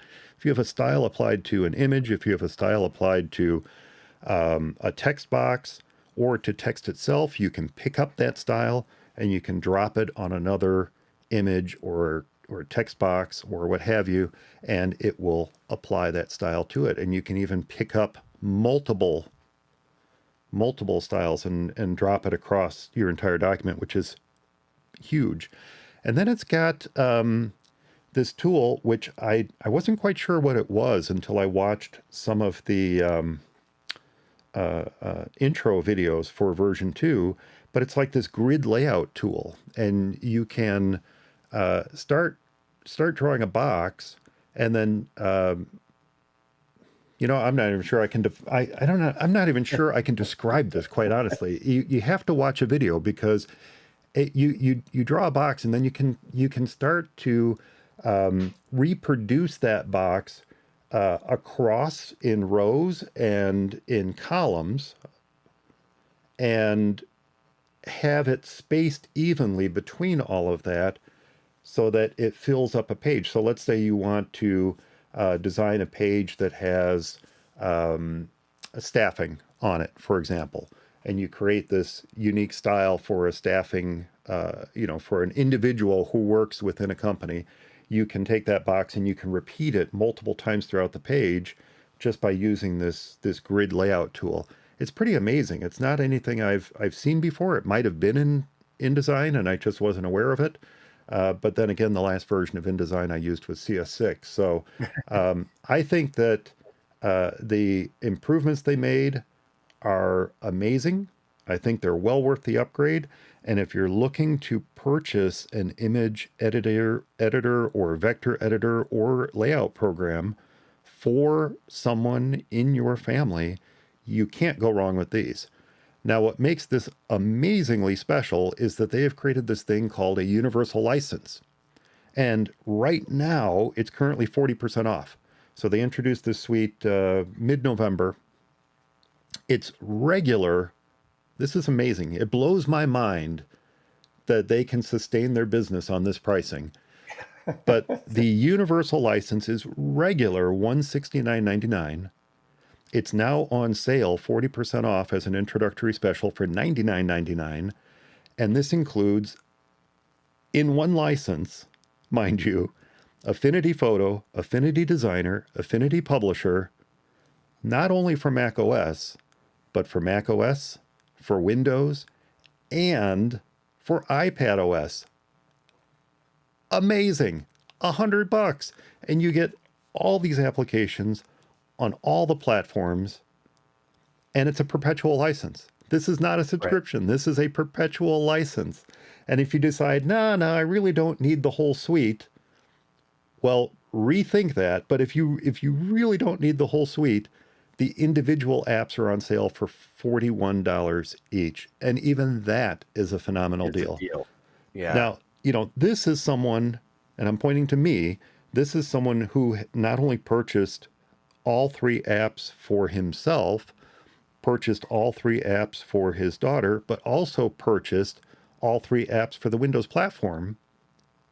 And, oh, by the way, and purchased them for iPad OS with version 1. That's all included in this universal license. Amazing. So, yeah, it's a big update. It includes tons of great new features. And as I said, like with version 1, everything is included at a single price. And again, that universal license, that single price is a key for Mac OS, Windows, and iPad OS. I don't know who could ask for a better gift than that, even if the gift is for yourself. Yeah, no, I totally agree. And I had thought about that, and I thought you might do this, and you were the one that turned it on to me, so I couldn't do this. But it's everything you said, and then and then some. And I kind of wondered the other day before this came out, or even heard about it, what they were going to do, or if they were going to come out with updates, or because I thought, because originally with $50 for Affinity Photo, $50 for Designer. I think Designer was out first, then Photo, then Publisher. Mm-hmm. And I think I got a break on Publisher because of the beta. But I thought of this and I thought, how are they going to continue to go? Or are they going to switch to a subscription? Or are they because it just seemed to me, because nobody else can apparently make money without doing a subscription anymore. And so I thought, how can they do? And these aren't simple apps. These aren't, really even like what we call one-trick ponies. I mean, this is not a small deal. I mean, image editing, designing and vector graphics and publishing, desktop publishing, those are all sophisticated applications. And the fact that they did, probably each one of them do at least 80% of what the Adobe counterpart did was amazing in its own right for far less. And you got to think that Adobe's got to be, I don't know. I mean, because you wonder how many more updates will Affinity do before Adobe says, okay, we got to figure out something? I mean, before people start jumping ship and say, you know what, I don't care. It's not worth $60 a month or $70 a month for, this subscription when I can do all this stuff. And like I said, their apps are just well made, and their iPad apps really, I know they may not have every single thing that's applicable. Like Affinity Photo for the iPad has everything that Affinity Photo for the Mac does or Windows, but it has a lot. It's the most complete image editing app for the iPad. It's really, they've kind of have taken the lead, and I mean, even over Apple. And I mean, they're actually creating software that pushes the iPad, that actually can, where actually matches up to what the iPad, especially the iPad Pro and the iPad Air with the M1 chips and M2, which for what they have, I mean, for the memory and the processing power that they have now. I mean, there was a while there where the hardware wasn't up to snuff, so you couldn't really expect the software, but that has not been the case now for the last few years, and the software isn't there, like Yeah. the pro level software. And the fact that, Affinity's been able to do this just kind of boggles the mind. And the other thing I think too, software is really hard to do. And we look at different, it always kind of fascinates me, different software companies put out stuff and how some are able to do so much, and then for really surprisingly little versus others that, need a subscription, or, it's a huge price or whatnot. I mean, it's just, I mean, you look at Affinity Publisher and compare that to Quark or even InDesign, and yeah, maybe it doesn't have every single little thing that those have, but for what they're able to do, it's almost, doesn't seem right. It doesn't seem right. It No, almost seems like a deal with the devil, doesn't it? it does. It Yeah, does. but they've done an I know. amazing job. I was Yeah. looking to see if I could find a better description of that grid layout, and the best demonstration I saw of it was from Affinity themselves. If you go to their YouTube channel, the introduction to Affinity Publisher version 2 has a nice demo of how it Yeah. works. It's pretty amazing. I could absolutely see using it as long as I remember it's there. That's that's the issue. Yeah. But some of the things that you mentioned that I wanted to point out, you talk about professionals moving from the Adobe suite to the Affinity suite or what have you. This will open up Photoshop documents. This will open Yeah. up Illustrator documents. And in terms of InDesign, it's a little bit trickier, but this will open up IDML documents, which is the InDesign markup language documents. Now, what I've done there is I obviously don't have a version of InDesign that really works anymore. The last license I had for it was CS6, yet I have all these InDesign documents. Well, there's a neat tool. It's a third-party tool. It's not free, but it is a tool called ID Marks.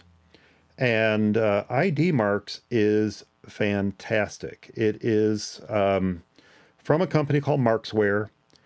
You can purchase a subscription, you can purchase a perpetual license, but this will allow you to open up, or open up. It'll allow you to open up InDesign documents and then export them into Publisher, export them into Quark, things like that. And it does so by exporting it as an IDML document. And once it's an IDML document, you can bring it into Publisher. And yeah, there's a little, massaging you have to do with the layout and things like that. Right. But think of all the time you save over having to flat out recreate that document. So, Right. Oh my gosh. Yeah. if you are, a lot of folks aren't, but if you're moving from InDesign to something like Publisher, don't give up your license yet, only because you may find that there are situations where you have to open it up in InDesign itself. But definitely give ID Marks a try. Think of it as something that is a fantastic companion piece of software to Affinity Publisher so that you can bring these InDesign documents, even without InDesign installed, by the way. You don't need InDesign installed to use ID marks. You can bring these InDesign documents into ID marks, export it as IDML, then bring it into Publisher and do whatever layout you need to do. And That's now that we have book layout capability, some of the older projects that I had that I did still need to use InDesign for, and that's why I keep an old Mac around, I can have a decent workaround for that as well. So yeah, I can't say enough about these. Now, I do have to say, Pixelmator Pro just came out with a new release as well. I have not tested this yet, but I understand they have added video editing to Pixelmator Pro.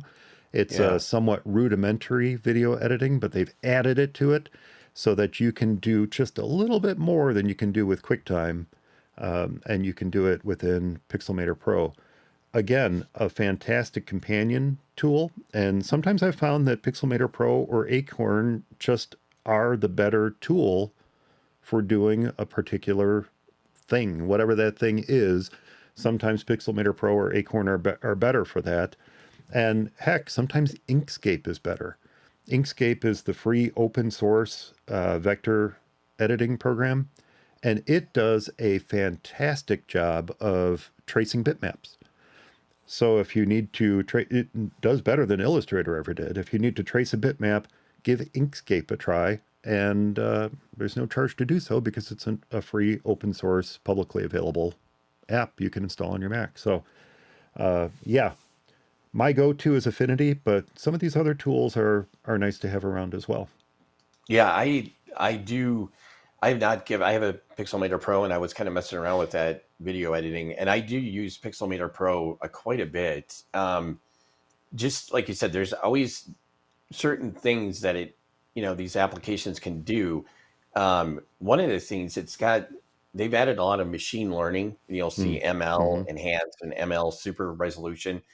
Their ML super resolution, where you can blow up pictures or shrink them, is so good that whenever I need to do that, which is fairly often, it just if I'm working with video and I want to pull in an image, but it's not 1920 by 1080, if I'm doing an HD, I'll make it that size. It's just done a terrific job, and better than Photoshop, better than anything else really. And so I just use that, and its selection tool sometimes is really good too. And I was trying Yep. to think, there's a few other things too that are just really nice in Pixelmator that Yeah. I just end up using that. And even removing their healing brush is kind of like an in paint spot healing and whatever all in one. And um, Affinity Photos in paint brush works excellent too. But Pixelmator's brush, as far as removing something out of there and kind of making the background look like it was never there to begin with, it's way better than Photoshop's content aware fill, Mm-hmm. where you select something and remove it. It's just, I don't know. I mean, and I'm not trying to badmouth Photoshop, because there are things in that you can only do, but it's just, I don't know. It definitely needs some work in some cases. So Yeah. Yeah, absolutely. I think, like we often do as Mac users, I think some of the developers do this too. Sometimes it's just a matter of thinking different. yeah, When you have a fresh set of eyes, a fresh set of minds, an entire fresh set of developers looking to tackle a particular problem, sometimes the results are they just blow you away because yeah, it's not something anyone ever thought of before. It took this unique combination of people people, together tackling a problem to come up with a new and different way of thinking about it. And I see that a lot in Pixelmator, and I see that a lot in Affinity too. Some of yeah, the vector demonstrations I've seen of Affinity Designer, the level, the number of levels within a document that they've created Yeah. Like communities or cities that they've built where they just zoom in, and pretty soon you're next to the building. Pretty soon you're in the building. Pretty soon you're sitting there in a room with furniture sitting around. And this was all developed within a single multi-layered document. Just That's insane. blows me away that, well, one, that Yeah. someone could create this, but two, that it can be handled as smoothly as it can Yeah. on even some of the older Intel Macs. Yeah. It's Yeah. amazing stuff. And you're right. There really isn't, to my knowledge, there isn't any ML or machine learning type healing tools in the Affinity apps. I don't believe there's any AI in there. Right. But things like Luminar Neo, things like Pixelmator Pro, they have some just incredible tools for, as you said, blowing up an image and retaining detail as you do so Yeah. that we couldn't have imagined just a few years ago. No. No. Or it would have cost serious money, to do something like that. Yeah. Or, you would have had to spend some money on a plugin for Photoshop just to do that thing. Yeah. No, it's amazing. One other thing I was going to add too with like the iPad versions of Affinity Designer and Photo, because all of them, and I used to use a Wacom or whatever pencil Hmm. uh, quite a bit, and that helped a lot for selecting and drawing and stuff like that. I don't so much anymore, but those like Affinity Photo, for example, for the iPad, will work with the Apple Pencil really well, and of course you can draw right on the iPad itself. So there's sometimes where I've moved a document or I've worked on it on the iPad, even though I started it on the Mac, but just to be more precise with the pencil, it just, or to be able to use the pressure where you can, press down and have a tool do something different and increase the output or let up. And just the preciseness that you get with the Apple Pencil is really nice. So again, that's just another great thing about their apps. Well, and that brings up one last point, and then we'll get to your. Are we only on our third pick? We'll get to your third pick after one last point. But even though they might have different file extensions, Affinity Photo, Affinity Designer, and Affinity Publisher all use the exact same file format. Yeah. So a document that you have created in Publisher can be opened in Photo. A document you created in Photo can be opened in Designer. Designer can be opened in Publisher.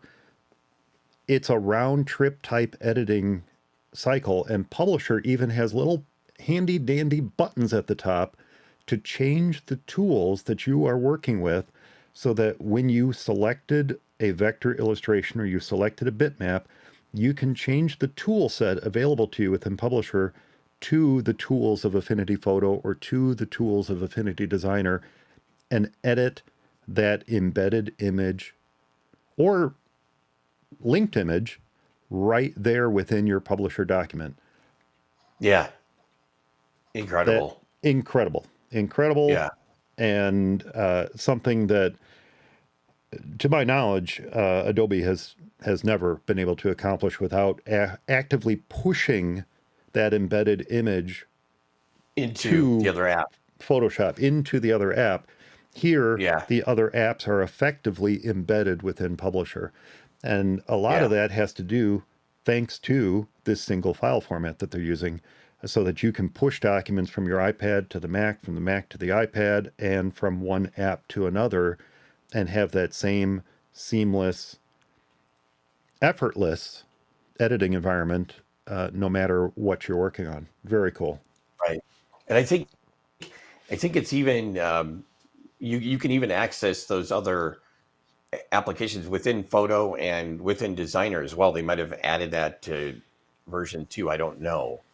Yeah, it wasn't Um, in version 1. If it's in version 2, I haven't. I've been kind of, I'll be honest, I've been bouncing between version 1 and version 2 just because okay, so here's one thing, and I mentioned this to you as we were texting back and forth, but I had my Publisher and Photo and Designer environment set up in a particular way.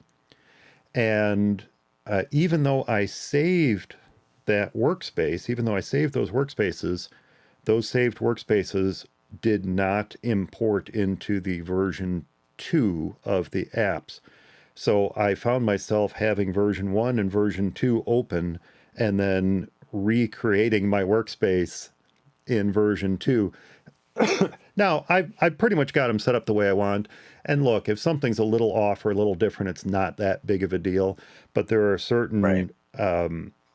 certain palettes, certain tools I like to have open all the time, no matter what document I'm working on.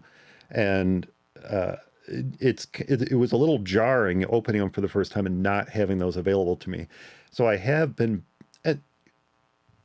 available to me right away, I should say. So I've been having version 1 and version 2 open and just kind of making sure I have the workspaces set up the same way in version 2. And now I'm at the point, it's been several weeks since I purchased them. It was mid-November when I purchased them. The day of release, actually. I think they sent me the email that version 2 came out, and within 10 minutes I had purchased the suite. And it didn't take any more than visiting their site and seeing that the entire suite for all 3 platforms was $100, and I went sold. Don't even tell me what's new in it. Don't even tell me what's new. I know, that's kind of what I did too. It's sold. I want it. When you told me about it, I just kind of went out and got it. Yeah. So, all right, sir. What is your third pick? Okay, my third pick, again, it's sort of like the Moft pick in the sense that it's more of a company than just a single product. But I discovered them, what did I say, maybe 4 years ago now. And the company name is Wyze, and it's Wyze. And I think they're based in Seattle or in Washington someplace. But they kind of originally made their mark selling a security camera. It was an indoor, and then I think they came out with a different one, but it was $20. And I had discovered it actually when I had bought an Echo Spot, and this is like 2018, I think. And for $5 extra, you could get the security camera. And so I thought, well, whatever, that would work with the Echo Spot. You could actually, why not, see it. The Echo Spot had a little video. Yeah. $5. And so I bought it, and I didn't even open it right away. And then I don't know, like a week later, I opened it and I set it up, and I thought, this is actually pretty good for $20. This is, what the heck? And it had a little spot for a SD card, a micro SD card, and then I think it could hold a 32 gigabyte one, as well as it would upload 12-second recordings to the cloud, to their cloud. So when it detected motion, it would record, and it would save a 12-second recording for 2 weeks. And then you could always save it to your SD card or to your phone or whatever anyway, as well as it was continuously recording to the SD card as well. So I think at the time, 32 gigabyte standard definition video, you could fit like a week's worth of that. And a high def, I think, was a few days. But in any case, it worked well. And then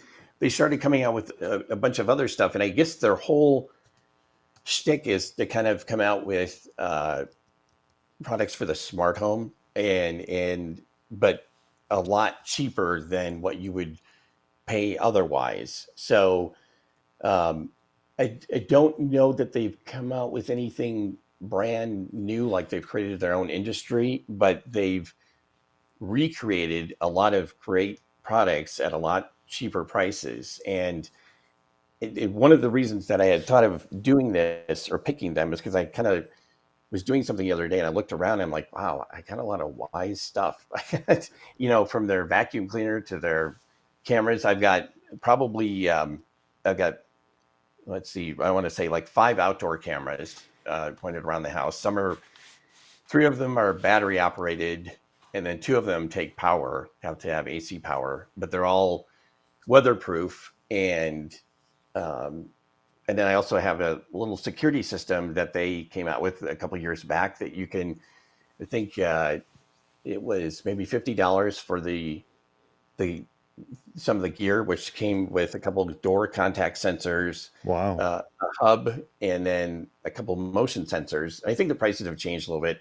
And then for $60 a year, you could have security. Essentially, that it would, somebody, breaks, causes motion or whatever, you would set up where you have like your typical home and away, and it has a keypad, and they work with a third party vendor. I think it's New Light, and they definitely works because I've accidentally set off the security on more than one occasion, and I get a call or I get it. Well, at first it starts out a text and then it turns into a call. They're very on top of it, and of course I'm always apologizing, but it works terrific. I think that has gone up to, I want to say maybe it's $100 a year now, but it's still a lot cheaper than your typical security from like Ring or Nest or Simply Safe or something like that. And Yeah, Simply Safe is like $28 a month. yeah, I was going to say, Yeah. I think that's normally what it runs. Where this is, somewhere around, anywhere from, it was an 8 something a month to now it was like 6 something a month or otherwise, or 5. But I use their contact sensors for the doors. I've got motion sensors inside. So if we're away and no one's home, I set it to away and all those get active, as well as it does use the cameras. I have a robot vacuum that I think it was price for that was $273, which if you know anything about these robot vacuums can be pretty pricey, and you can find cheaper ones, but this actually has LiDAR on it and it maps out the rooms. And so you can have it just do a room, come back and charge. So I'll have it do the bedrooms on certain days and do the kitchen and the living room on other days, and so on and so forth. And it works really well. I mean, there are some frustrating moments with it, but it generally does a good job. And being able to just kind of run it whenever. But again, they also have headphones. So if you don't want to spend the $249 for the AirPods that I was talking about, they have earbuds, which I think are around $50. They have the over-the-ear headphones, which are noise canceling. I think are around $80. I haven't tried those out, so I don't know how good they are. But if you are looking to automate some of your house or get into security, it's a great company to look into. They've got bulbs that are kind of colored bulbs that compete with Hue for a lot cheaper. I use Hue, so I haven't used theirs, but they also have a sprinkler system as well as a thermostat and everything. So I mean, they've come up with a lot of great ideas. Again, kind of like Moft, they've come up with some really nifty ideas, and a lot of their stuff also kind of, it seems like it has stuff that they thought of outside the box and kind of does extra. Like for instance, their outdoor only cameras, they're battery operated. They work off they have a passive infrared sensor so the camera will basically stay off the whole time. Just the infrared sensor works. And once it picks up motion, it wakes up the camera and starts recording. Well, anyway, you can use those in a travel mode as well. You could take those along with you on a trip and set it up as a dash cam, or set it up to, record your fun at the Grand Canyon or do whatever, or set it up as a security camera wherever you're at. So you don't have to just leave it at home. You can, bring it along with you. Yeah. So there's the, I was wondering how you did that. The Wyze Cam version 3 1080p HD. That's a great. I've got the doorbell. It's an excellent doorbell. They've recently come out with the Wyze Cam version 3 Pro, which also they do detect person and pet and all that stuff. But this one, I think, has got more stuff built into it, which I do have that in the front of my house now. But yeah, all these products are really pretty good, and you can see they do have, some products are better than others, but generally speaking, they're all really, really good. Definitely worth the looking into. Yeah, I mean, I didn't even realize about the bulbs. I guess if I saw them before, I didn't really recognize the name brand. I Yeah, probably should have because when I looked into Wyze, it's a company that was actually founded by ex-Amazon employees. that's right. Yep. Yep. So, maybe I should have looked at this a little bit more closely. Now, you said you've standardized on the Hue bulbs. I have standardized on the Sylvania Smart Plus bulbs.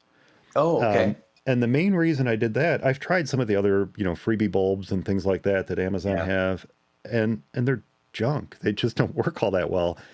So I took a chance on the Sylvania bulbs. They looked like they were going to do the job. They've got some name recognition to them. Yeah. I thought, Yeah. well, all right, I'll give them a try because they were an Amazon warehouse deal. So instead of the $40 for four bulbs, it was something like $17 for four bulbs. And I said, well, heck, sold. I'll give them Heck a yeah. try. The Yeah. app works well. The bulbs work well. They schedule, turn themselves on and off like they should, which the bulbs we got free with our Echoes just never worked right. And I think the difference is that the Sylvania bulbs, while they offer Bluetooth, the ones I've purchased specifically are Wi-Fi. And I think Yeah. that makes a big difference having a Wi-Fi bulb versus a Bluetooth bulb. The Bluetooth ones just don't seem to work all that great. Yeah. I am not interested. Yeah, I don't use the Bluetooth. In fact, actually, the newer Hue bulbs have Bluetooth in them as well, and you can just use them with your phone. But I had gotten the Bluetooth way back. I mean, I'm sorry, the Hue bulbs way back, not when they were the only game in town, but kind of the only game. And they don't use, yeah, there you go, the 284.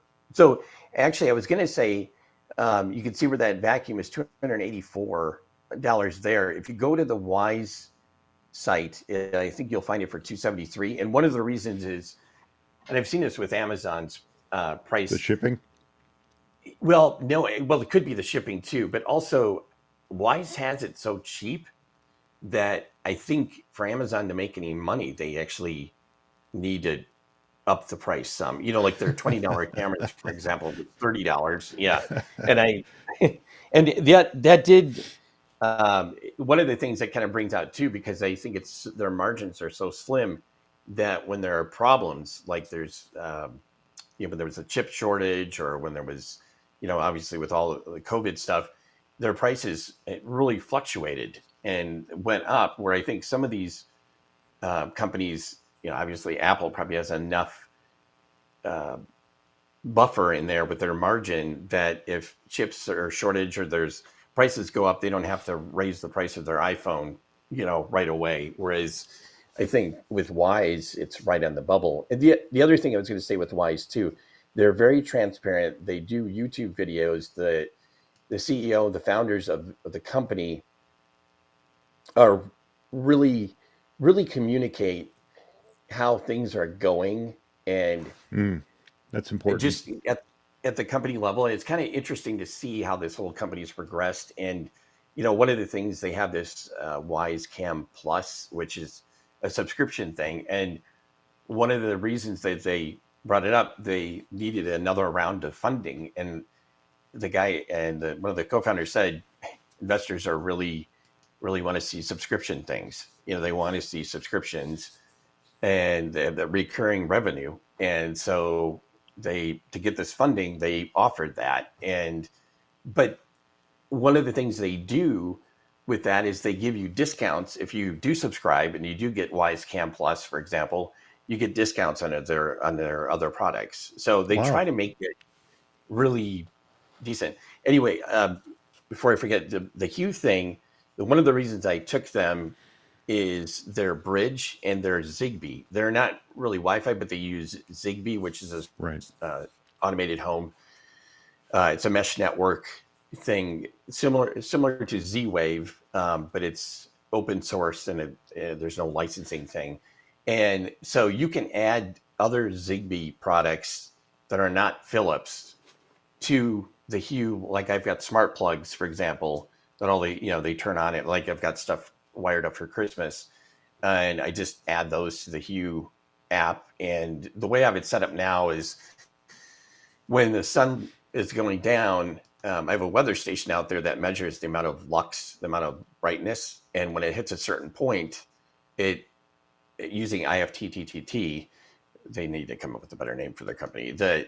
Using that, it turns on all the hue stuff in the house. It turns on all the lights, and when it reaches a certain brightness, rather than saying it turn on 20 minutes before sunset or whatever, it just hits like I think it's 3200 lux, and which is nice because then in cloudy days where it gets really cloudy, sometimes in the middle of the day the lights will come on, and then they'll shut off again when it's a certain point. So, Yeah. but yeah, no, I said with Wyze, I can't say enough. You know, if you've got questions on it, if you want to, if you look at a particular product and you're like, I don't have every single one of their products, but I have a lot. So if you say, how good is this or how good is that, I can, you can just email me. And the same thing with Moft too. And I can probably give you some good information. Eric at formaccguysonly.com. Eric at formaccguysonly.com. Well, I am going to I'm going to blow through two picks here because they're really rather simple. The first one that I'm going to mention here is from one of my favorite memory and solid state drive manufacturers, and that's Crucial.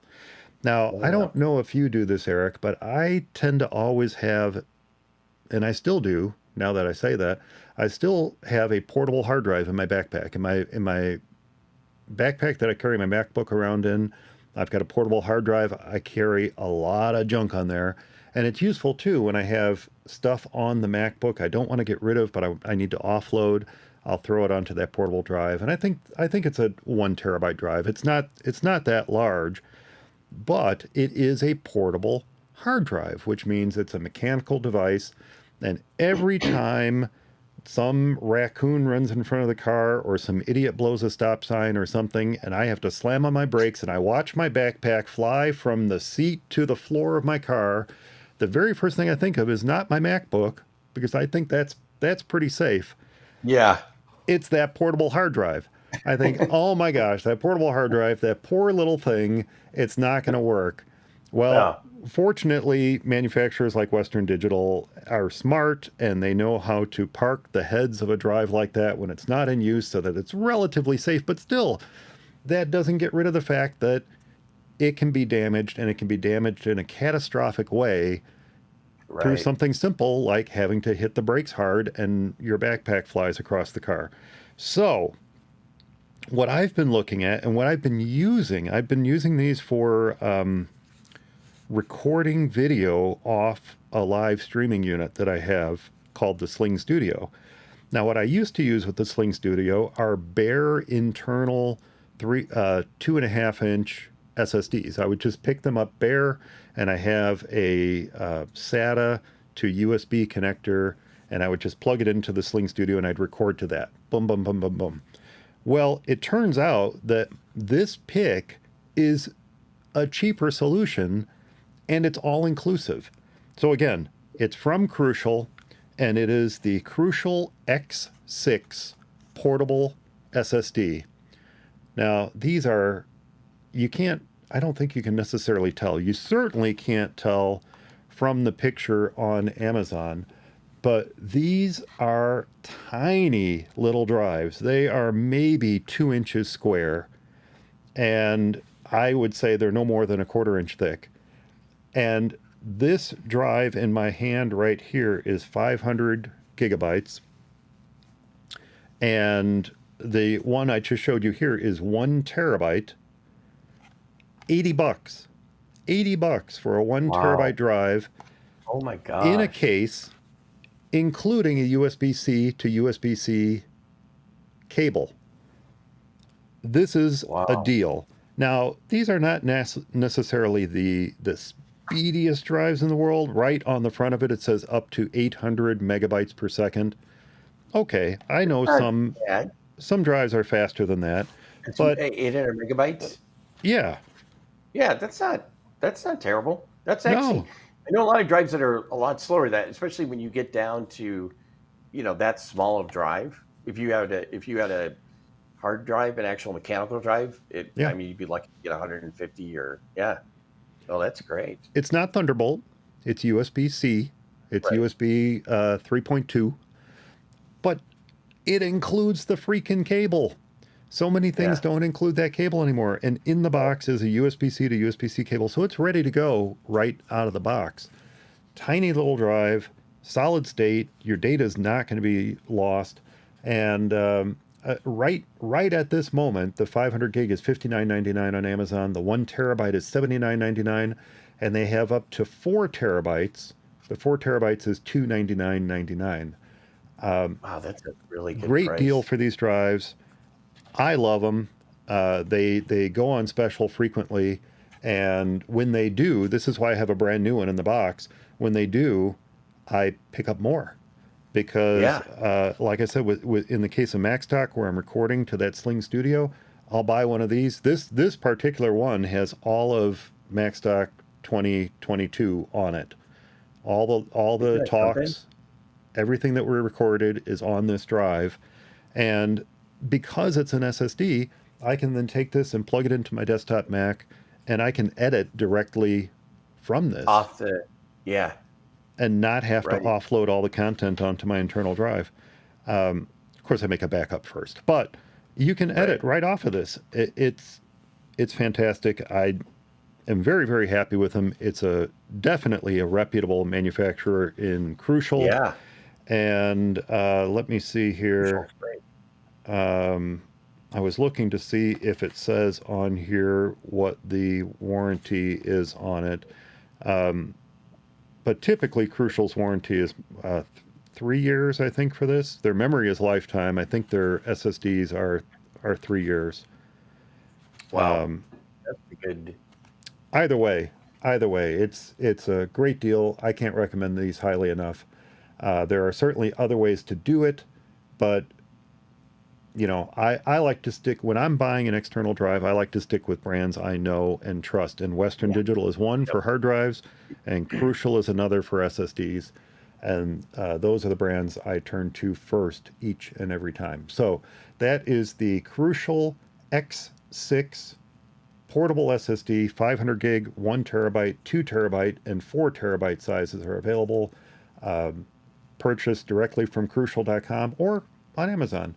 Looks like regular price on the 1 terabyte is 110, and I have not seen it for more than the $80 that I purchased this one for. So Wow. great deal on that. Now, the other thing I wanted to mention is what I'm going to hold up here is something I'm sure you will recognize. If folks are watching the video, they're going to recognize this too. But this is an Apple MagSafe battery. Yep. I purchased this when I bought my iPhone 13. I love it. It's great. But there are some downfalls to this. And one of the downfalls is it will not charge your phone to 100%. It only charges to 90. Yeah. Or about that. I get Yeah. maybe 80%. It'll Yeah. charge my phone to about 80%, and that's it. Yep. And then you're left with a drained battery. Now, on our recent trip, we were traveling with my cousin and her husband, and he had a nifty portable battery with him that had, I think it was 4 USB ports on it.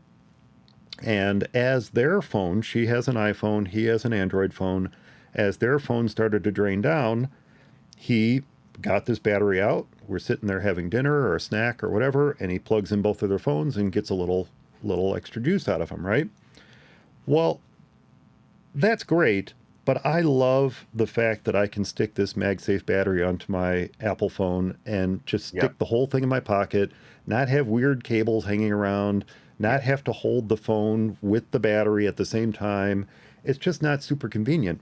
But Yeah. I thought, what if I get a portable battery too, but I use that portable battery to recharge my MagSafe battery? So instead of carrying Oh. around the portable battery, I stick the portable battery in my backpack, plug my MagSafe battery into it. Now, Yeah. once this is recharged, I can stick it back on my phone again, and I'm good to go. So two batteries needed to keep my phone going all day on vacation, but it seems like that might be a good way to go. And then, of course, if I'm at dinner or, just sitting down or something, I can always plug the phone into the big battery and go from there. So I started looking for portable batteries. And big surprise, the one that I found that sounds the best is from Anker. Anchor. And Yep. this one is, I'm going to show it here real quick. This is Oh yeah, I've seen that. Anker portable charger USB-C. Now, the important thing to look for when you are picking up a USB-C battery like this is the USB-C port for charging the battery only, or does it also provide power delivery to your external devices? This Right, PD. one provides power delivery to your external devices, and that is important. So it has two ports on it, a standard USB-A and a USB-C. And this has 20 watts power delivery, 20,000 milliamp hours.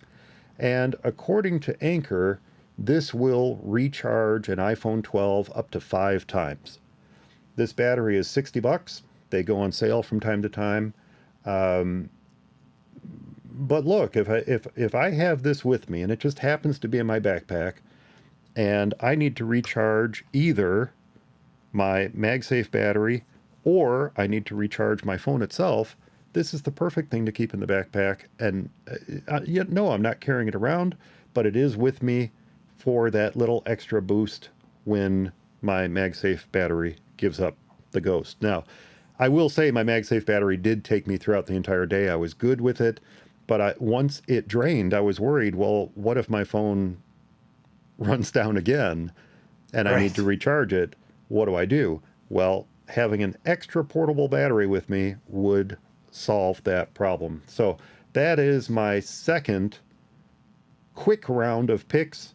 The first being the Crucial X6 SSD, the second being an Anker portable charger. And they've got a ton of different models, some as low as 15, 20 bucks. So take a look at what might work best for you. And I don't think you can go wrong with that. No. And actually, while you were talking about that, and I kind of thought maybe you were going to bring it up, but and I have it. It's in the next room. But their Anker also makes a MagSafe battery pack, just like Apple's. They do. Except for it's thicker, Yeah. but it also charges up the phone. It has a lot more battery power, and it does have a little. Stand. It's like a little flap in the back that acts as a stand that you can put it. And I've got that, and we also have the Apple one, and it works terrific. I mean, it's just a great battery pack, and depending upon who's got one or the other, my wife and I, usually interchange those or use those. But I definitely like the Anker one for those road warrior days where you're not going to be able to plug in and you need the power. I will say when I purchased the Apple MagSafe battery, I did look very long and hard at the Anker one. And what sold me on the Apple one, even though I knew from the reviews it would not charge my phone up to 100%. Right. What I liked about it was its thinness. The Anker I love that. Is a bit heavier, it's a bit larger overall, and it's thicker. And I was thinking of having this on the back of my phone and then the phone in my pocket. And that's what sold me on this.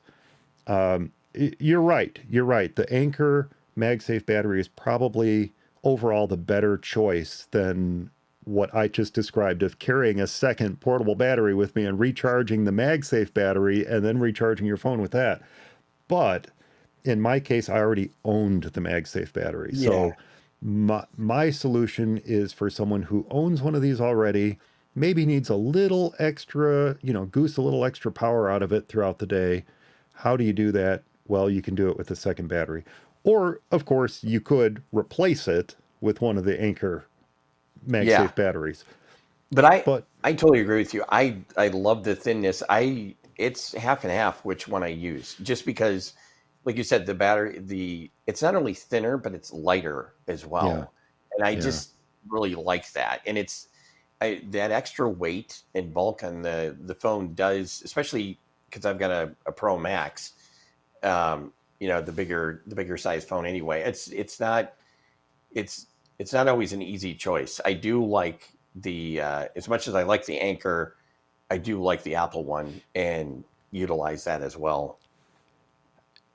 Kind of a weird pick. Kind of a weird pick, I admit. That's why I made it a little flash round type pick. It's But cool. No, it's a good pick. what is the For Mac Eyes Only last minute gift guide if not, you know, a few Yeah, weird picks right, mixed in exactly. with it? Yeah, yeah. Yeah. Uh, how about you? Did you have another pick? Well, you know what? I did have a bonus one. Now that speaking of weird pick, this probably will fit that perfectly. But we were talking about 12 South. Um, they have something called the AirFly and also the AirFly Pro. And what it is, it's like a little Bluetooth transceiver, and that's Mm. basically it right there in a nutshell. Um, and you can, of course, go to Best Buy or Walmart or I would think, and or Amazon. You could probably search for Bluetooth transceiver, especially at Amazon, and probably find literally 4,000 of them. And they range from these tiny little, it almost looks like a really small pocket lighter to something that's bigger, like a bigger thin stick or something like this. Now this is made by 12 South, and it's, again, kind of like I was mentioning before, it's a little bit more expensive. But what I really like about this and the AirFly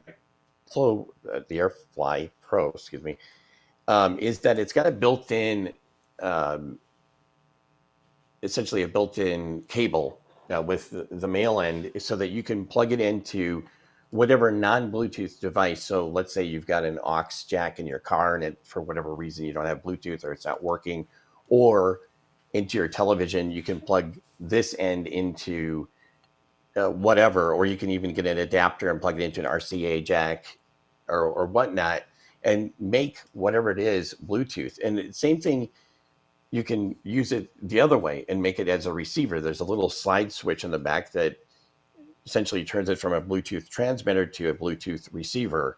And what I use this a lot for is I plug it into my camera, into my Canon, into the headphone port, and use it as a receiver. And Wow.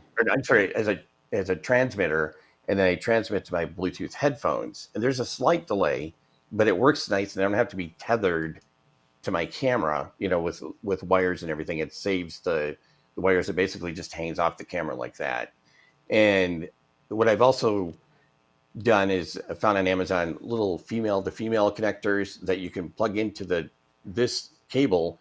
And so if you have something that you want to plug into it, like let's say a pair of headphones that are wired, and you want to make them Bluetooth, you can use that same thing. So these are great devices. The AirFly Pro has like 20 hours of battery life. It's got a USB-C back to charge it.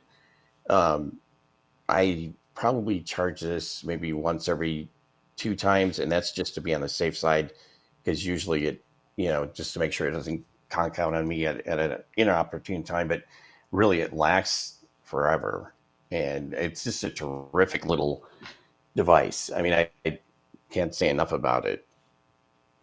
They seem to have the AirFly Duo, and the Yeah, AirFly Pro.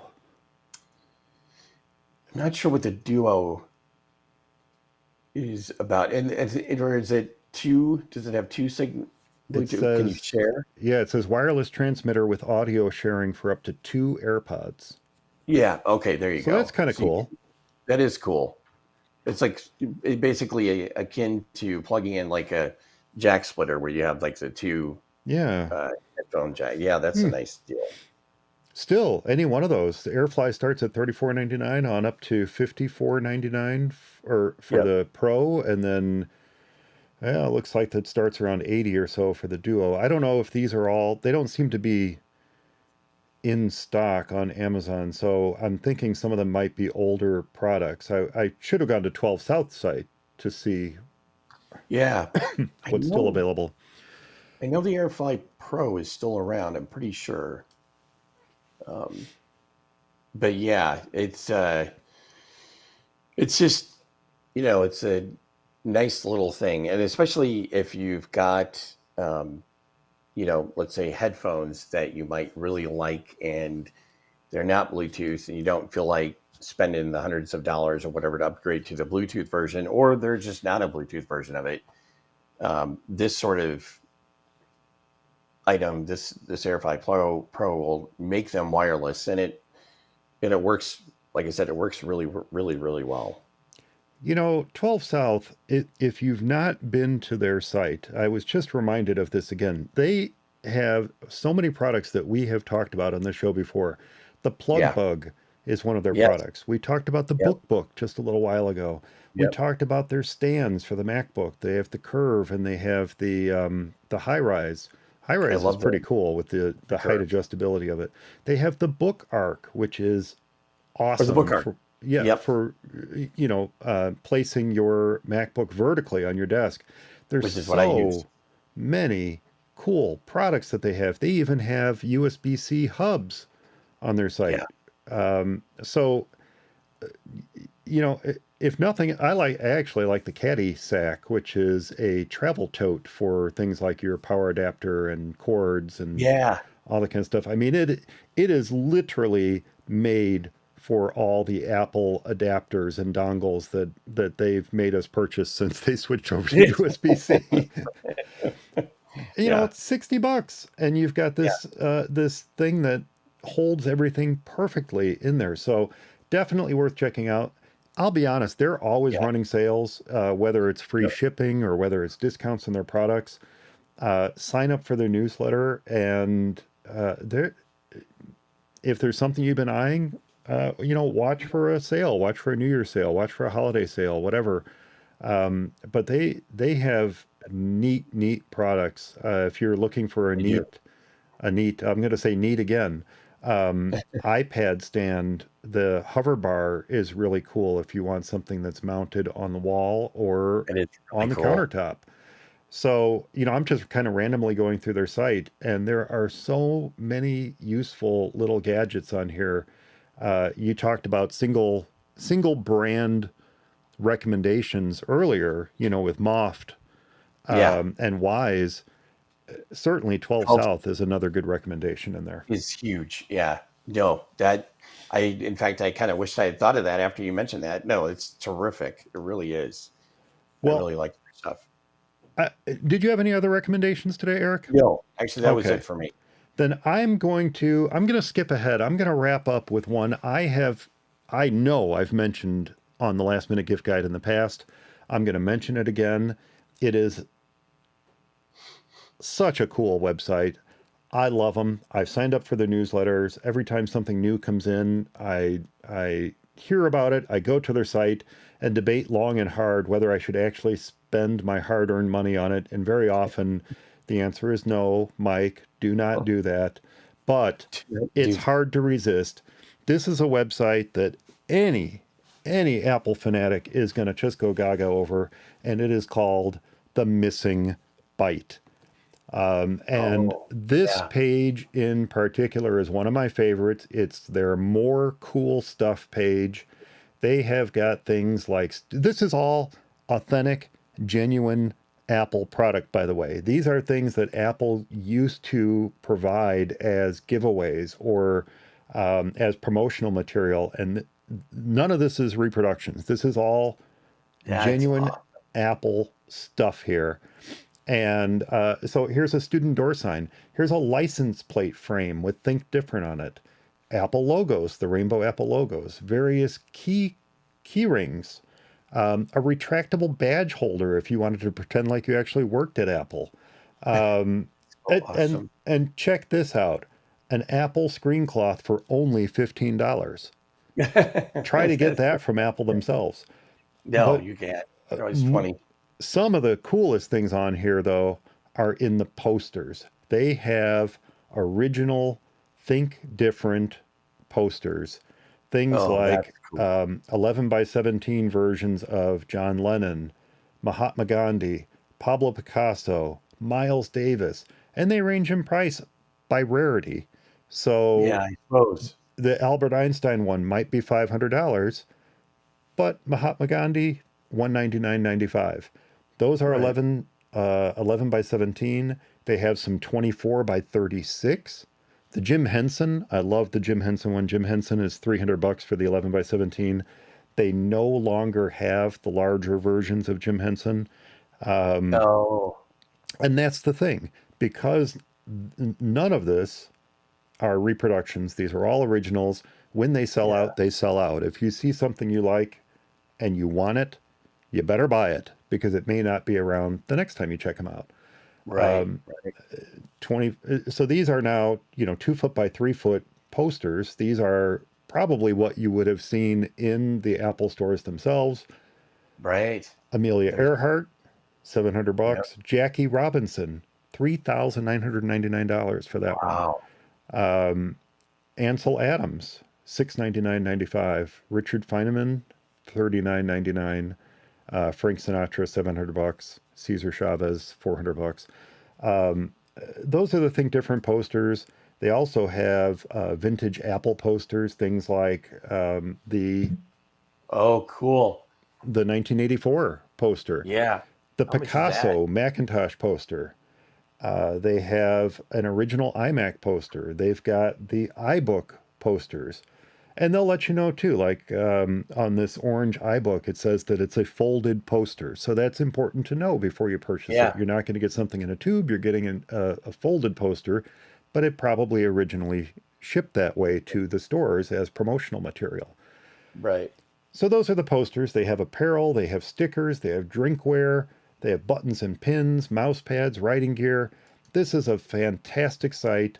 If you don't know what to get, that Apple Fanatic, get them a gift certificate. There are Missing Bite gift certificates on their site as well. This is all authentic vintage Apple collectibles. Yeah. And if you have that special someone in your life and you know that they would just flip over this, this is probably the perfect spot to visit to find that last minute gift for them. So I'm going to end Okay. my last minute gift guide picks with the Missing Bite. That's an excellent. That's an excellent. I think I do remember them, but I had totally forgotten about that. And that is a great site. Actually, I should use that. Some of that stuff that I was seeing on there. I should put down for my Christmas list, or just buy it. But Or just yeah, buy it. yeah, Yeah, I was pretty surprised at some things like a window decal, the rainbow Apple logo window decal for $10. Things yeah. like that. I'm like, hey, that's a deal. Where are you going That to is a get deal, that otherwise? right? Of course, they have the white Apple sticker set. Yeah, Everybody has that. Everybody has everybody has. multiples of that. It's seven Yeah, bucks. Well, which is a nice deal. if yours are damaged, if you put your stickers on your car and they're damaged and you need to get replacements, $7 isn't that bad of a deal to get replacement stickers.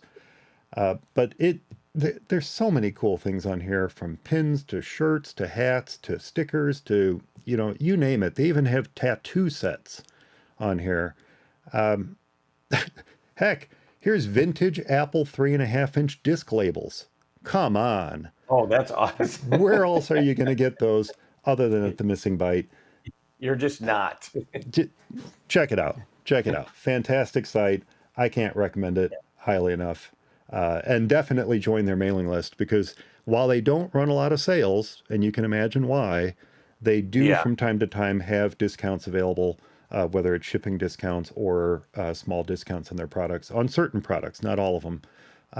And you definitely want to get on their mailing list if you like to collect these sorts of things. yeah, yeah. No, I would. There's definitely some great stuff there. I mean, just I don't know. Even the license plate holder is cool. Isn't that cool? I Yeah, like that I too. love that. I like that too. So I think that's going to do it for this episode of For Mac Guys Only, and for our 2022 last minute gift guide for the Apple fan in your life. I hope everyone enjoyed it. Remember, we do love to get your letters, so if you have any comments about the show, a tip to share, a software or hardware problem with your Mac, or maybe there's some gifts that you think would be unique and different, well, be sure to leave your comments and your favorite gifts in this week's show notes found at formaceyeesonly.com. Or, of course, you can always drop me a line, mike@formaceyeesonly.com, and you can reach Eric at Eric@formaceyeesonly.com. Thanks so much for listening, everyone. Thanks to Eric for joining me this episode. Stay subscribed, and we'll talk to you next time. Cue the music.